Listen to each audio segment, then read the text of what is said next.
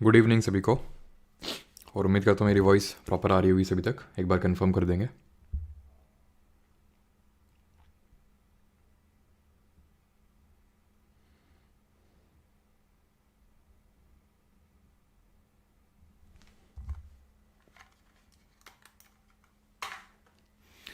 चलिए, तो आज का जो हम लोग का टॉपिक रहने वाला है वो रहेगा क्या? वो रहेगा जियोमॉर्फोलॉजी एंड लैंडफॉर्म्स, यानी कि जो भू आकृतिक प्रक्रियाएं हैं उनको देखने वाले हैं और भू आकृतियाँ देखने वाले हैं किस किस तरह की भू पे यानी कि ज़मीन पे यानी कि अर्थ पे किस तरह के लैंडफॉर्म्स क्रिएट होते हैं।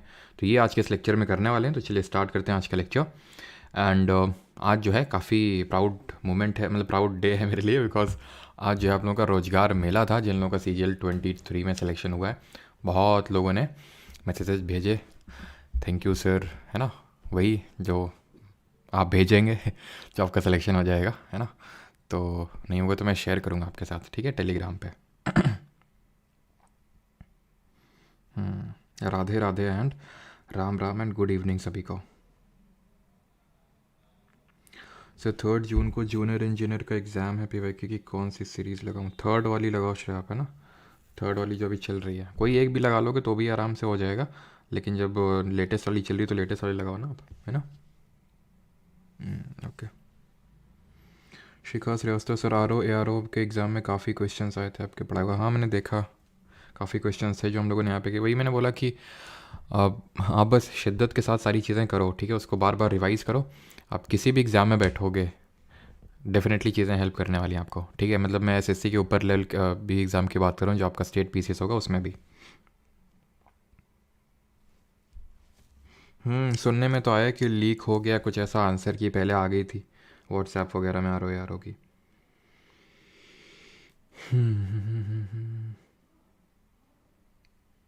14 को क्या करें सर, बताते हैं बेटा। ट्रैविस, टेलीग्राम पे तुम्ही ने बोला था ना क्विज़ कर मतलब बाकी सब्जेक्ट्स के क्विज़ के लिए टेलीग्राम पे ही मिलते हैं, आओ क्लास के बाद फिर तुमको कायदे से बताते हैं कि 14 को क्या करना है। चलो, तो अभी आते हैं जियोमॉर्फोलॉजी एंड लैंडफॉर्म्स पे। तो जियोमॉर्फोलॉजी होती क्या है ये पहले समझ लेते हैं। ट्रैविस बीट द हिट जो है वहाँ शिष्ट बनेगा क्यों? यहाँ पे जो है 14 को क्या करें? तो जियोमॉर्फोलॉजी की अगर बात करें तो जिसको हम भू आकृतिक जियोमॉर्फोलॉजी या फिर जियोमॉर्फोलॉजिकल प्रोसेस के बारे में पढ़ेंगे। अब जियोमॉर्फोलॉजी होती क्या है? अर्थ में चेंजेस, बहुत सिंपल सा है, बहुत सिंपल है, अर्थ में चेंजेस। और इस टॉपिक को नेग्लेक्ट बिल्कुल मत करना। मैं ये नहीं बोल रहा हूँ कि एकदम बहुत एकदम दिल से ले लेना इस टॉपिक को, लेकिन नेग्लेक्ट भी मत करना, क्योंकि ये ऐसे टॉपिक होते हैं जो आपको बुक्स में भी नहीं मिलेंगे, ज़्यादातर लोग पढ़ाते भी नहीं हैं, बट क्वेश्चन इससे आते हैं, वो हम देखेंगे किस तरह से आते हैं, बिकॉज हम PYQs भी अटैम्प्ट करेंगे। तो अर्थ में जो भी चेंजेस होते हैं उसको हम जियोमॉर्फोलॉजी बोलते हैं। चेंजेस जैसे फॉर एग्जांपल आप अपने अराउंड, जैसे मैं अपनी बात करूं, ठीक है, तो जहां अभी हम रहते हैं, ठीक है, जैसे फॉर एग्जांपल जहां भी हमारा घर है तो उसके आसपास आज से 15 साल पहले बहुत ही कम घर थे, ठीक है। कोई घर थे वो टूट गए हैं एक दो, ठीक है, बुलडोजर में चल गई है तो कोई चीज़ें बनी हैं, कुछ चीज़ें बिगड़ी हैं। तो वैसे अर्थ में हमारी कुछ चीज़ें बनती हैं, कुछ चीज़ें बिगड़ती हैं। अर्थ में जितने भी हमारे माउंटेन्स हो गए, पर्वत हो गए, प्लेट्यूज यानी पठार हो गए, अभी ये मैंने आपको बताया नहीं है कि माउंटेन क्या होते हैं, प्लेट्यूज क्या होते हैं, हम लोग आगे देखेंगे, ठीक है। लेकिन फिर भी इतना तो आई होप आपको पता होगा माउंटेन्स और प्लेट्यूज क्या होते हैं। तो माउंटेन्स हो गए, प्लेट्यूज हो गए, इस तरह से, ठीक है। प्लेट्यूज हो गए मतलब टेबल टॉप होता है उनका, प्लेट्यूज का, या फिर कोई और भी हमारे फीचर्स हो गए, एक सेकेंड, ठीक है, कोई और भी हमारे फीचर्स हो गए, तो इनको हम ज्योग्राफी में बोलते हैं रिलीफ फीचर्स, ठीक है। इनको हम ज्योग्राफी में बोलते हैं रिलीफ फीचर्स। जो भी हमारे अर्थ में जितने भी हमारे माउंटेन्स, प्लेट्यूज, ये सब प्लेन, फर्टाइल प्लेन से देखने को मिलते हैं। अब ये जो हैं, ठीक है, मैंने तो 10-15 साल में ये ऑब्जर्व कर लिया कि मेरे अराउंड बहुत ही कम घर थे, अभी बहुत सारे घर बन गए, इक्का दुक्का घर गिर भी गए हैं, बुलडोज़र चल गया उनमें, वो तो मुझे ऑब्जर्व हो गया। लेकिन जो हमारी अर्थ में चेंजेस होते हैं ना, due to the geographical forces, जो हमारी नेचर, मदर नेचर फोर्स लगाती है, उनको ऑब्जर्व करने के लिए कम से कम अभी मान लीजिए हजारों साल का तो कम से कम टाइम पीरियड चाहिए ही, तभी आप डेफिनेट वहाँ पे कोई चेंजेस नोटिस कर पाएंगे। जैसे फॉर एग्जांपल हिमालय की बात करूँ मैं, हिमालय आज भी बढ़ रहे हैं, बट क्या आपको लगता है कि आपके अब लाइफ टाइम में आप इस सिग्निफिकेंट चेंज को ऑब्जर्व कर पाओगे कि हिमालय इतने थे अभी देखो इतने हो गए? नहीं ऑब्जर्व कर पाएंगे आप, बिकॉज बहुत ही स्लो मूवमेंट है, बहुत ही स्लो इनका इंक्रीज है। जैसे कि हम लोगों ने पिछले लेक्चर में पढ़ा था कि जो किस तरह से प्लेट का मूवमेंट होता है, जो हमारे डिफरेंट लिथोस्फेरिक प्लेट है, और उसमें पढ़ा था कि आर्कटिक जो हमारी प्लेट है उसका रफली 2 से 3 सेंटीमीटर पर ईयर शिफ्ट हो रहा है या फिर मूव कर रही है। तो आपको लगता है कि आप सिग्निफिकेंट चेंज अपने लाइफ टाइम में ऑब्जर्व कर पाएंगे? नहीं कर पाएंगे। ठीक, तो मैंने आपसे ये बोला कि जो हमारे अर्थ में चेंजेस होते हैं वो 2 तरह के होते हैं। या तो चीज़ें बनेंगी, ठीक है, या तो चीज़ें बनेंगी या बिगड़ेंगी। ठीक है, बिगड़ेंगी, ठीक है, या तो बनेंगी या बिगड़ेंगी। बनेंगी का मतलब है कि नई चीज़ फॉर्म होगी और यहाँ पे एग्जिस्टिंग चीज़ डिग्रेड होगी। ठीक है, डिग्रेड होगी यानी कि डिग्रेडेशन होगा। इसके लिए इसके पीछे कुछ पर्टिकुलर तरह के फोर्सेस यानी कि बल, बाहरी बल रिस्पॉन्सिबल होते हैं। बाहरी बोलिए ना बोलिए, क्योंकि वो अंदर से लगते हैं बल, तो उनको अंतर्जात बल बोलते हैं, अभी देखेंगे। तो अगर फॉर्म हो रहा है तो डिफरेंट तरह के फोर्सेस इफेक्ट कर रहे हैं, डिफरेंट तरह के फोर्सेस लग रहे हैं, जिसकी वजह से चीज़ें बन रही हैं। और बिगड़ने के लिए भी अलग तरह के फोर्सेस लगते हैं।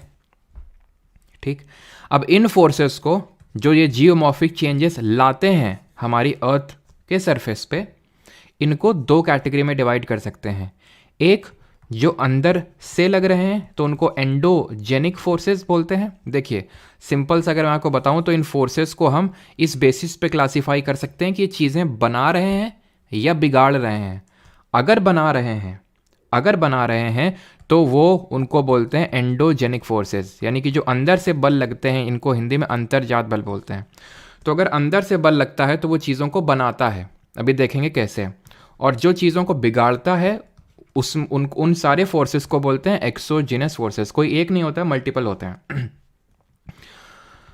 तो एक्सोजेनिक फोर्सेस, ठीक है, इसको बोलेंगे बहिर्जात बल। ठीक है, अंतर्जात बहिर्जात, आंख दिखाता है।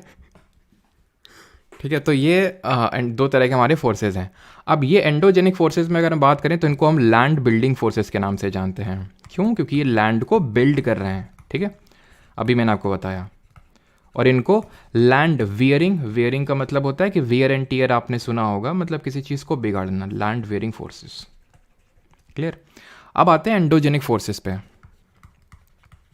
एंडोजेनिक फोर्सेस, अच्छा एंडोजेनिक फोर्सेस, अब अगर मैं आपसे बात कर रहा हूँ कि चीज़ें बन रही हैं मतलब कि वो अंदर से ही बल लगता है तभी वो चीज़ें बनती हैं। जैसे कि हिमालय की जो हाइट है वो आज भी बढ़ रही है, क्योंकि जो प्लेट है इंडियन प्लेट, ये तो मैंने आपको बताया था कि जैसे इंडियन प्लेट है यूरेशियन प्लेट से टकराई थी, यहाँ बीच में टेथीस सागर था, तो आपस में अभी भी ये इंडियन प्लेट उधर ऊपर की तरफ, यूरेशियन प्लेट नीचे की तरफ आ रही है। मतलब अभी भी कोलिजन हल्का हल्का हो रहा है, नहीं कि हिमालय की हाइट बढ़ रही है। तो अंदर से फोर्स लग रहा है ना, क्योंकि प्लेट अंदर जो लिथोस्फेरिक प्लेट है अंदर, वो मैंने आपको बताया था कि पूरा क्रस्ट और अपर सॉलिड पार्ट ऑफ मैंटल ये लिथोस्फेरिक प्लेट होती हैं, जो टोटल 7 मेजर लिथोस्फेरिक प्लेट है, मैंने आपको पढ़ाया था। जैसे कि यूरेशियन प्लेट हो गई, इंडियन प्लेट कैसी है, इंडियन माइनर है, ठीक है, यूरेशियन प्लेट हो गई, हमारी अंटार्कटिका हो गई, पैसिफिक हो गई, अटलांटिक हो गई, north American, south American, African plate, ये सारी हमारी क्या है, हमारी ये लिथोस्फेरिक 7 मेजर लिथोस्फेरिक प्लेट है। इस पर भी क्वेश्चन आ चुका है। तो ये जब मूव करती हैं तो उसकी वजह से जो फोर्स का ओरिजिन होता है उसको एंडोजेनिक फोर्सेस बोलते हैं। क्लियर? तो एंडोजेनिक फोर्स का मतलब है कि जो अंदर से एनर्जी आ रही है, जो मैंने आपको पहले पढ़ाया था, क्या ये क्रस्ट है, ये अपर सॉलिड पार्ट ऑफ मैंटल यानी लिथोस्फीयर हो गया, और नीचे मैंने बताया था ये जो प्लेट है किसके ऊपर स्लाइड कर रही हैं, ग्लाइड कर रही हैं, खिसक किसके ऊपर रही हैं, किसके ऊपर चल रही हैं। This layer is called as asthenosphere. यही बोला था, सेमी सॉलिड या फिर सेमी प्लास्टिक या फिर सेमी मोल्टेन स्टेट में होती है ये। तो यहाँ पे हम लोगों ने पढ़ा था कि कन्वेक्शन करंट्स डेवलप होते हैं, यही पढ़ा था ना लोगों ने, कन्वेक्शन करंट डेवलप होते हैं। क्यों डेवलप होते हैं? यही एक्चुअल मैग्मा या फिर लावा क्यों डेवलप होते हैं? 2 इसके लिए पीछे फोर्सेस रिस्पॉन्सिबल हैं, 2 रीजंस। एक तो रेडियो एक्टिव डिके, मैंने आपको बताया था। देखिए जब वेगनर से पूछा गया, वेगनर कौन है? जिन्होंने कॉन्टिनेंटल ड्रिफ्ट थ्योरी दी थी, पिछले क्लास में पढ़े थे कि कॉन्टिनेंट किस तरह से ड्रिफ्ट किए थे, पहले एक साथ थे, Pangaea, Panthalassa then Laurasia, Gondwana land में टूटा एंड सो ऑन करके किस तरह से कॉन्टिनेंट ड्रिफ्ट किए। तो जब उनसे पूछा गया तो उन्होंने क्या बोला था? उन्होंने बोला था कि एक तो टाइडल फोर्स है, टाइडल फोर्स जो कि अर्थ और जो मून और सन की वजह से ग्रेविटेशनल फोर्स लग रहा है, उसकी वजह से जो टाइडल फोर्स जनरेट होता है। और दूसरा क्या था, दूसरा था कि जो अर्थ के रोटेशन की वजह से जो फोर्सेज आ रहे हैं उसकी वजह से एक तरह से उन्होंने बोला था कि ये जो जितने भी फोर्सेज हैं या फिर जो भी प्लेट मूव कर रही हैं इन दो फोर्सेज की वजह से हैं, बट ये एक्चुअल में ट्रू नहीं थे। Then it was Arthur Holmes जिन्होंने ये हमारी थ्योरी दी थी। अब ये चीज़ें क्यों बता रहा हूँ, क्योंकि सो दैट आपकी चीज़ें रिवाइज हो जाएँ, नहीं तो मैं आगे भी बता सकता हूँ आपको, बिकॉज ये चीज़ें हो चुकी हैं और क्योंकि यहाँ पे उसका लिंक है। तो कन्वेक्शन करंट यहाँ पे डेवलप हुई, रेडियो एक्टिव डीके प्लस अवशिष्ट ऊष्मा रेजिडुअल हीट, ये हम लोगों ने दो चीज़ें पढ़ी थी। तो इसकी वजह से एंडोजेनिक फोर्सेस लगते हैं। क्लियर। अब मैं एक्सोजेनिक जो फोर्सेस हैं वो बाद में पढ़ाऊंगा, लेकिन उससे पहले मैं आपसे एक क्वेश्चन पूछता हूँ। ठीक है, क्वेश्चन ये है कि मैं आपको बोलता हूँ जैसे हिमालय हैं, ठीक है, हिमालय ये आज भी बढ़ रहे हैं, और जो अरावली है, दोनों ही माउंटेन है, दोनों ही सेम तरह का मैंने रिलीफ फीचर ले लिया। ये अरावलीज हैं, ये इनकी हाइट डिक्रीज हो रही है, ये आज भी इंक्रीज हो रहे हैं, बढ़ रहे हैं, और ये आज भी डिक्रीज हो रहे हैं, कम हो रहे हैं। तो आप मुझे कमेंट में ये बताइए कि इन दोनों में से किस में एंडोजेनिक लग रहा है, सिर्फ एंडोजेनिक लग रहा है, और किस में सिर्फ एक्सोजेनिक लग रहा है। ये मुझे कमेंट में जल्दी से बताइए, देन हम लोग आगे बढ़ते हैं। फिर मैं आपको बताऊंगा कि किस तरह से ये जो एंडोजेनिक फोर्सेज होते हैं ये क्या क्या करते हैं, वो मतलब किस तरह के चेंजेस लाते हैं और उनको हम क्या बोलते हैं। ठीक है, तो इसका जो सही आंसर होगा वो ये होगा कि दोनों में दोनों फोर्सेस लगते हैं। ऐसा नहीं कि हिमालय में हाइट इंक्रीज हो रही है तो आप बोल देंगे एंडोजेनिक लगता है सिर्फ, और अरावली में सिर्फ एक्सोजेनिक लगता है, एक्सोजेनस लगता है बिकॉज इसकी हाइट डिक्रीज हो रही है। दोनों में दोनों फोर्सेस लगते हैं। बस बात इतनी है कि एंडोजेनिक जो फोर्सेज हैं वो ज़्यादा हैं यहाँ पे एक्सोजेनिक। एक्सोजेनिक का अगर मैं थोड़ा सा आपको फील दूँ तो जैसे कि विंड, हवा चल रही है, ठीक है, पानी मूव कर रहा है, रिवर मूव कर रही है, ठीक है, या फिर ग्लेशियर मूव कर रहा है, तो ये सब एक्सोजेनिक है। जो बाहर हम देख सकते हैं अपनी आंखों से कि रिवर मूव कर रही है, उसने पत्थर को तोड़ दिया, पत्थर टूट रहा है, वो समझ रहे हैं आप, तो वो दिख रहा है, लेकिन क्या अंदर वाली प्लेट का मूवमेंट आप देख पा रहे हैं ना। तो एंडोजेनिक यहाँ पे ज़्यादा एक्सोजेनिक, ये हमेशा चीज़ों को, वही आप इसको ऐसे रिलेट कर लो कि आप दो तरह की आप दिन में एक्टिविटी करते हो। एक तो वो जो आपको आपका मेंटल लेवल बढ़ाती हैं या फिर आपको लाइफ में आगे बढ़ाती हैं, ठीक है, और दूसरा वो जो आपको मेंटली डिग्रेड करती हैं। तो अब दोनों, ऐसा तो है नहीं कि आप पूरे दिन में सिर्फ यही एक्टिविटी करते हो या फिर पूरे दिन में सिर्फ यही एक्टिविटी करते हो। कौन सी कितनी ज़्यादा मात्रा में करते हो वो डिटरमाइन करेगा कि आप नेट में आगे बढ़े लाइफ में या नहीं, पीछे गए आप। ठीक है, तो इसमें एंडो ज़्यादा लग रहा है और इसमें एक्सो ज़्यादा लग रहा है, बस सिंपल, लग दोनों में दोनों रहे हैं। ठीक है, तो ये चीज़ आपको पता होनी चाहिए कि अरावली में एक्सो ज़्यादा लग रहा है, एंडो बहुत ही कम मात्रा में होगा। क्लियर। बाकी तो जब माउंटेन पढ़ेंगे हिमालयस के बारे, अरावलीज के बारे में, तो अरावली के बारे में हम लोग चीज़ देखेंगे, हाईएस्ट पीक क्या और क्यों बने, कैसे बने, ये ओल्ड फोल्ड माउंटेन को क्यों बोलते हैं, हिमालय को यंग फोल्ड माउंटेन क्यों बोलते हैं। ठीक है, तो ये जो भी चेंजेस करते हैं एंडोजेनिक, अब हम एंडोजेनिक पे आ रहे हैं। एंडोजेनिक क्या करते हैं, एंडोजेनिक करेंगे क्या, एंड प्लेट का मूवमेंट होता है तो हम क्या पढ़े थे सर, हम ये पढ़े थे कि भूकंप आ जाएगा, पढ़े थे ना, कि फॉल्ट लाइन के अलोंग जो स्ट्रेस डेवलप हो जाता है वो जब रिलीज होता है तो उसको अर्थक्वेक बोलते हैं, और जिस पॉइंट पे वो रिलीज होता है उस पॉइंट को क्या बोलते हैं, कमेंट में बताइए।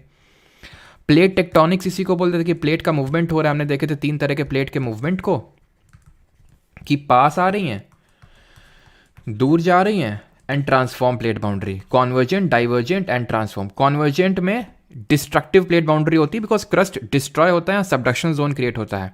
डाइवर्जेंट में नीचे भरा हुआ मैग्मा ऊपर उछल के आता है और नया क्रस्ट कंस्ट्रक्ट होता है, तो कंस्ट्रक्टिव प्लेट बाउंड्री बोलते हैं डाइवर्जेंट वाली को। और ट्रांसफॉर्म में ये आपस में स्लाइड करती हैं, तो नीदर कंस्ट्रक्टिव नॉट डिस्ट्रक्टिव, ये पढ़े थे।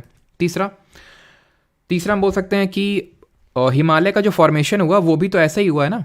तो इन जो माउंटेन बिल्डिंग प्रोसेस होते हैं उनको ओरोजेनिक बोलते हैं। ओरोजेनिक प्रोसेसेस होते हैं किसकी वजह से, एंडोजेनिक फोर्सेस की वजह से। ओरोजेनिक का मतलब होता है माउंटेन वर्ड, जहां भी ओरो कभी भी तुमको दिख जाए उसका मतलब होता है माउंटेन।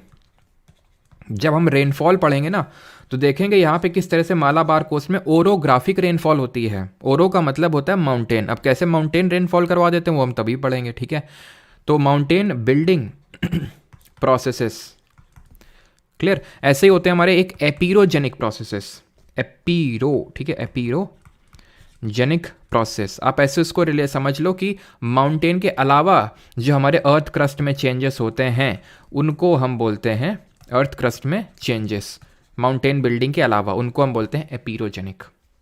क्लियर। और इन सबको, ये जो सब लोग हैं, इनको एक टर्म दे देते हैं, दैट इज डायस्ट्रोफिज्म।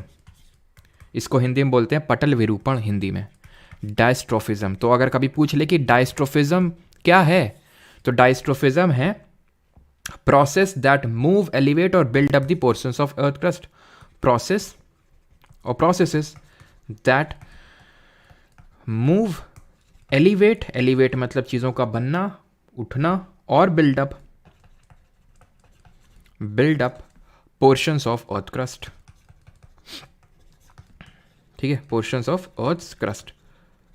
दूसरा एक और, ये एंडोजेनिक फोर्सेस की वजह से डायस्ट्रोफिज्म होता है। एक और चीज़ होती है, उसको बोलते हैं वोल्केनिज्म, जो हम पिछले लेक्चर में पढ़ चुके हैं रॉक वाले में, कि वोल्केनो का फॉर्मेशन किस तरह से होता है। बिकॉज वोल्केनिज्म क्या है, वोल्केनिज्म भी तो अगर हम देखें प्लेट के मूवमेंट की वजह से ही तो हो रहा है कि भाई ये सबडक्शन जोन क्रिएट हुआ, ये मेल्ट हो जाएगा, अंदर जाके डिस्ट्रॉय हो जाएगा, तो एक्सेस एस्थिनोस्फीयर बन जाएगा, एक्सेस लावा बन जाएगा, तो जहाँ क्रैक होगा वहाँ से निकल आएगा, वोल्केनो बन जाएगा। पढ़े थे ना हम लोग। तो एक तो डायस्ट्रोफिज्म हो गया और दूसरा वोल्केनिज्म हो गया। बात खत्म। अब यहाँ तक किसी को डाउट हो तो पूछ लो, नहीं तो फिर हम बढ़ें अपने अगले टॉपिक की तरफ, and that is exogenic forces.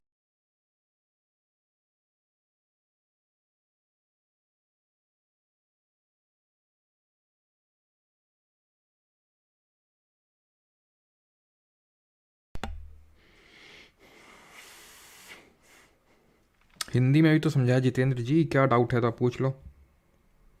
Dinesh अभी उस पर भी आएंगे। और पटल विरूपण बताया तो, क्या बफरिंग हुई है?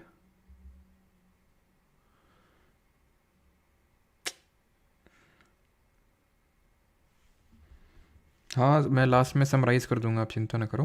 पहले ये बताओ, बफरिंग हो रही है क्या?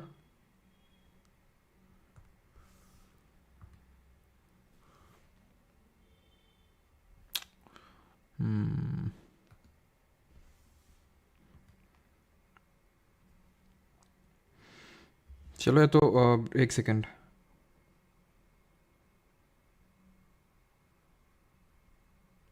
बफरिंग हो रही है तो रुको, अभी थोड़ा सा मुझे इसको चेंज कर देना तो इंटरनेट को, बिकॉज वो इंटरनेट आई थिंक 2.4G में लगा हुआ है, 5G में करना पड़ेगा उसको। एक सेकंड रुक जाओगे आप थोड़ा, लेकिन आपको थोड़ा सा फिर से बफरिंग होगा, ठीक है? रहने दें अभी, ठीक है? अगर ऑल ओके है तो फिर रहने, ठीक है, रहने देते हैं, ठीक है? अगर ओके है तो, अगर अभी फिर से हो तो बताना, ठीक है? नहीं होगा तो मैं वो कर दूंगा, छुट्टी। यहीं से फेंक के मारेंगे चप्पल, ध्यान रखना, छुट्टी।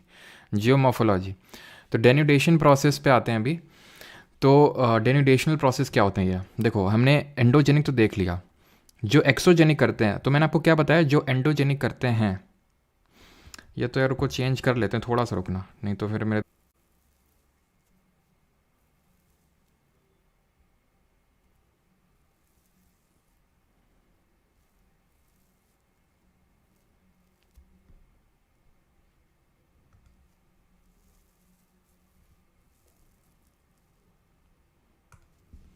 एक बार कंफर्म कर देना जब ठीक हो जाए तो, बिकॉज आई थिंक अभी फिर से बफरिंग आपको लग रहा होगा। अभी तो बफरिंग होगा, बिकॉज मैंने वो चेंज किया ना अपना वो। तो अभी जब क्लियर हो जाए सारी चीज़ें, अभी इसी वजह से मैं यहाँ पे कुछ लिख रहा हूँ ऐसे करके, देखना बताना कि सारी चीज़ें सही हैं क्या। हाँ, फिर से थोड़ा सा बफर हुआ होगा, बट अभी बताओ सारी चीज़ें क्लियर हैं जो मैं यहाँ पे मैं लिख रहा हूँ सारी चीज़ें। ऑल ओके ओके, ठीक ठीक ठीक। चलो, तो अब एंडोजेनिक के बाद एक्सोजेनिक पे आते हैं। अब एक्सोजेनिक क्या करते हैं? एक्सोजेनिक क्या आते हैं? वेयर एंड टीयर करते हैं। वेयर एंड टीयर का काम होता है इनका। जिस तरह एंडोजेनिक, जितने भी हमारे एंडोजेनिक जो फोर्सेज होते हैं, जितने भी चीज़ें परफॉर्म करते हैं, उनको हम एक टर्म दे देते हैं, दैट इज़ डायस्ट्रोफिज्म। ठीक है? कौन सी भाषा है ये जो है ना, कनपुरिया लैंग्वेज है। तो डायस्ट्रोफिज्म पे आता है। डायस्ट्रोफिज्म उसको बोलते हैं जो एंडोजेनिक फोर्सेज परफॉर्म करते हैं, ठीक है? जितनी भी चीज़ें जो एक्सोजेनिक परफॉर्म करते हैं उनको डेन्यूडेशन बोलते हैं। डेन्यूडेशन का मतलब होता है, ध्यान रखना कभी भी डेन्यूडेशन आ जाए, डेन्यूडेशन का मतलब ही होता है वियर एंड टीयर। सिंपल। जिस तरह से डायस्ट्रोफिज्म का मतलब होता है चीज़ों का बनना, डेन्यूडेशन का मतलब होता है चीज़ों का बिगड़ना। डेन्यूडेशन में क्या क्या आता है? डेन्यूडेशन में आता है weathering, mass movement and erosion. जिस तरह डायस्ट्रोफिज्म में आ रहा था ओरोजेनिक, एपीरोजेनिक एंड यही आ रहा था, ओरोजेनिक एपोरोजेनिक, प्लेट टेक्टोनिक्स और अर्थक्वेक। उसी तरह इसमें वेदरिंग, मास मूवमेंट और ई आता है। ड्राइविंग फोर्स क्या है? वहां पे ड्राइविंग फोर्स क्या था इन सब के लिए? इन सब के लिए ड्राइविंग फोर्स था अर्थ की अंदर का जो कन्वेक्शन करंट डेवलप हो रहे थे, ये कहाँ गया वो, ये था ड्राइविंग फोर्स, जिसकी वजह से प्लेट मूव कर रही थी। यही था ना ड्राइविंग फोर्स, जिसकी वजह से प्लेट मूव कर रही थी। यहां पे कौन ड्राइविंग फोर्स है? ये चीज हमेशा ध्यान रखना। इनके सबके लिए जो अल्टीमेट सोर्स ऑफ एनर्जी मिलती है वो सन से मिलती है। यहाँ पे तो लिखा हुआ है कि वेदरिंग के लिए, अभी होता क्या बताते हैं उसको, ठीक है। यू ग्रेविटेशन होता है, मास मूवमेंट के लिए ग्रेविटेशन फोर्स होता है, इरोजन के लिए काइनेटिक एनर्जी होती है, बिल्कुल होती है। जैसे कि मैं बोल सकता हूँ कि एंडोजेनिक फोर्सेस के लिए प्लेट का मूवमेंट है मेन ड्राइविंग फोर्स, लेकिन उसके मूवमेंट के लिए क्या रिस्पॉन्सिबल है? तो कन्वेक्शन करंट रिस्पॉन्सिबल है। उसी तरह ये ग्रेविटेशन फोर्स और काइनेटिक एनर्जी लग रही ना सन की वजह से लग रही। सन लगा रहा है, ग्रेविटी सन लगा रहा है, हाँ कैसे, देखो ग्रेविटी नहीं लगा रहा है, लेकिन ये काइनेटिक एनर्जी जो ज़्यादातर चीज़ें होती हैं इसकी वजह से होती हैं। अब पहले इसका मतलब समझो, वेदरिंग, मास मूवमेंट और इरोजन, फिर मैं आपको समझाता हूँ सन कैसे रिस्पॉन्सिबल इन सब के लिए। वेदरिंग का मतलब होता है टूटना चीज़ों का। हिंदी में इसको अगर हम बात करें तो हिंदी में इसको बोल सकते हैं, हिंदी में क्या बोल सकते हैं? अपक्षय। ये होता है वेदरिंग। अब वेदरिंग क्या है? जैसे कि ये चट्टान है, ठीक है, चट्टान है, ये चट्टान किसी कारणवश टूट गई है, सिर्फ टूट किसी की वजह से हो सकती है। जैसे कि यहां पे आपको बताऊं वेदरिंग, जैसे कि वेदरिंग का मतलब होता है अपक्षय। अक्षय नहीं है वो, अपक्षय है, ध्यान रखना, ठीक है, अपक्षय। अब वेदरिंग किसी की कारणवश हो सकती है, जैसे कि फॉर एग्जाम्पल मान लो केमिकल वेदरिंग है, सबसे पहला टाइप हम ले लेते हैं केमिकल वेदरिंग। केमिकल मतलब जैसे ही चट्टान है, इसमें कोई क्रैक होगा, पानी गया होगा, पानी और CO2 रिएक्ट किया होगा, इस रॉक को वीक कर दिया होगा, ये टूट गई, पहला। दूसरा बायोलॉजिकल वेदरिंग, ठीक है, ये तो रासायनिक हो गई, और ये है बायोलॉजिकल वेदरिंग। बायोलॉजिकल मतलब बायोलॉजिकल फैक्टर काम कर रहे हैं। जैसे फॉर एग्जांपल इसमें कोई पेड़ है, पेड़ जमाया, पेड़ की रूट उसको तोड़ देंगे अंदर जाके, या फिर कोई हमारे चूहे वगैरह हैं, खरगोश, चूहे या फिर छोटे छोटे जो जीव होते हैं अंदर जाके तोड़ देंगे, अपना आशियाना बनाएंगे, धीरे धीरे कट कट कट तोड़ देंगे, बायोलॉजिकल फैक्टर है। फिजिकल या फिर मैकेनिकल फैक्टर होता है, फिजिकल और मैकेनिकल फैक्टर। फिजिकली बोलते हैं, मैकेनिकल बोलते हैं। ये क्या होता है? इसमें आपके जो ग्रेविटेशनल फोर्सेज हैं, या फिर जो फॉर एग्जांपल मान लेते हैं ये चट्टान है, तो ये नीचे प्रेशर लगा रही होगी, तो प्रेशर की वजह से जो अंडरलाइंग रॉक है वो टूट जाएगी, तो टूटने को बोलते हैं वेदरिंग, ठीक। मास मूवमेंट क्या है? अब टूट के वहाँ बैठ जाता है, वो देखता है कि कोई आएगा उठा के ले जाएगा हमें डोली में, तो वो मास मूवमेंट, जो उसका मूवमेंट हो रहा है उसको मास मूवमेंट बोलते हैं, और जो लेके जाएगा डोली में वो है इरोजन या फिर ट्रांसपोर्टेशन। जैसे फॉर एग्जाम्पल रॉक यहाँ पे टूट के बैठ गई, गिरेगी किसकी वजह से? जो गिरेगी that is mass movement, mainly gravity की वजह से वो गिर गई, ठीक है, ग्रेविटी की वजह से मेनली वो गिर गई, ठीक है। और यहाँ से अब इसको ट्रांसपोर्ट कौन करेगा? यहाँ से लेके कौन जाएगा? यहाँ से हो सकता है रिवर आएगी, रिवर बोलेगी चलो हमारे साथ, हो सकता है ग्लेशियर आए, वो बोलेगा चलो हमारे साथ, हो सकता है विंड आए और कुछ ऐसा अगर लाइट इस तरह से, तो उसके साथ चल देगी है। तो इसको बोलते हैं इरोजन या फिर ट्रांसपोर्टेशन। तो तीनों में आई होप आप अंतर समझ गए हैं। वेदरिंग का मतलब है सिर्फ टूटना। ये वेदरिंग एक तरह का इन सितु प्रोसेस है। जब भी मैं बोलूँ इन सितु, इसका मतलब होता है वहीं का वहीं। जैसे कि इसको हम एनवायरनमेंट एंड इकोलॉजी में भी पढ़ते हैं। जैसे कि नेशनल पार्क्स हैं, दो तरह की चीज़ें होती हैं नेशनल पार्क्स, और आपके घर में आपने एक्वेरियम देखा होगा, फिर कहीं तो देखा ही होगा एक्वेरियम जहाँ पे फिशेज रहती हैं, ठीक है। तो नेशनल पार्क तो बस मैं एक एग्जांपल ले रहा हूँ, और एक्वेरियम मैंने एक एग्जांपल। नेशनल पार्क में क्या करते हैं, या फिर बायोस्फीयर रिजर्व में क्या करते हैं? ये करते हैं कि एक इस तरह से बाड़ा क्रिएट कर देते हैं, फिर एक जोग्राफिकल बाउंड्री क्रिएट कर देते हैं, सो दैट कि वहाँ पे कंजर्वेशन किया जा सके। हो सकता है यहाँ पे बाघ रहते हो बहुत ज़्यादा, तो उनका कंजर्वेशन के लिए हमने एक डिमार्केशन कर दिया। एक्वेरियम क्या है, या फिर एग्जांपल जूलॉजिकल पार्क क्या होते हैं? जो आपके चिड़ियाघर होते हैं, चिड़ियाघर लो, चिड़ियाघर में क्या होता है? चिड़ियाघर में क्या वो वहीं पे रह रहे थे क्या? ना, उठा के लाए गए हैं कहीं से वहाँ पे तुम्हारे देखने के लिए। तो ये जो नेशनल पार्क हुआ ये इन सितु प्रोसेस हुआ, और जो चिड़ियाघर हुआ, जो जू हुआ, ये एक एक्स सितु प्रोसेस, एक्स सितु हुआ ये हुआ इन सितु कंजर्वेशन साइट, और जू हुआ एक्स सितु कंजर्वेशन साइट, बिकॉज बाहर से लाए। उसी तरह वेदरिंग का मतलब ये है जहां पे थे वहीं पे टूट गए, इन सितु प्रोसेस है ये वेदरिंग। क्लियर?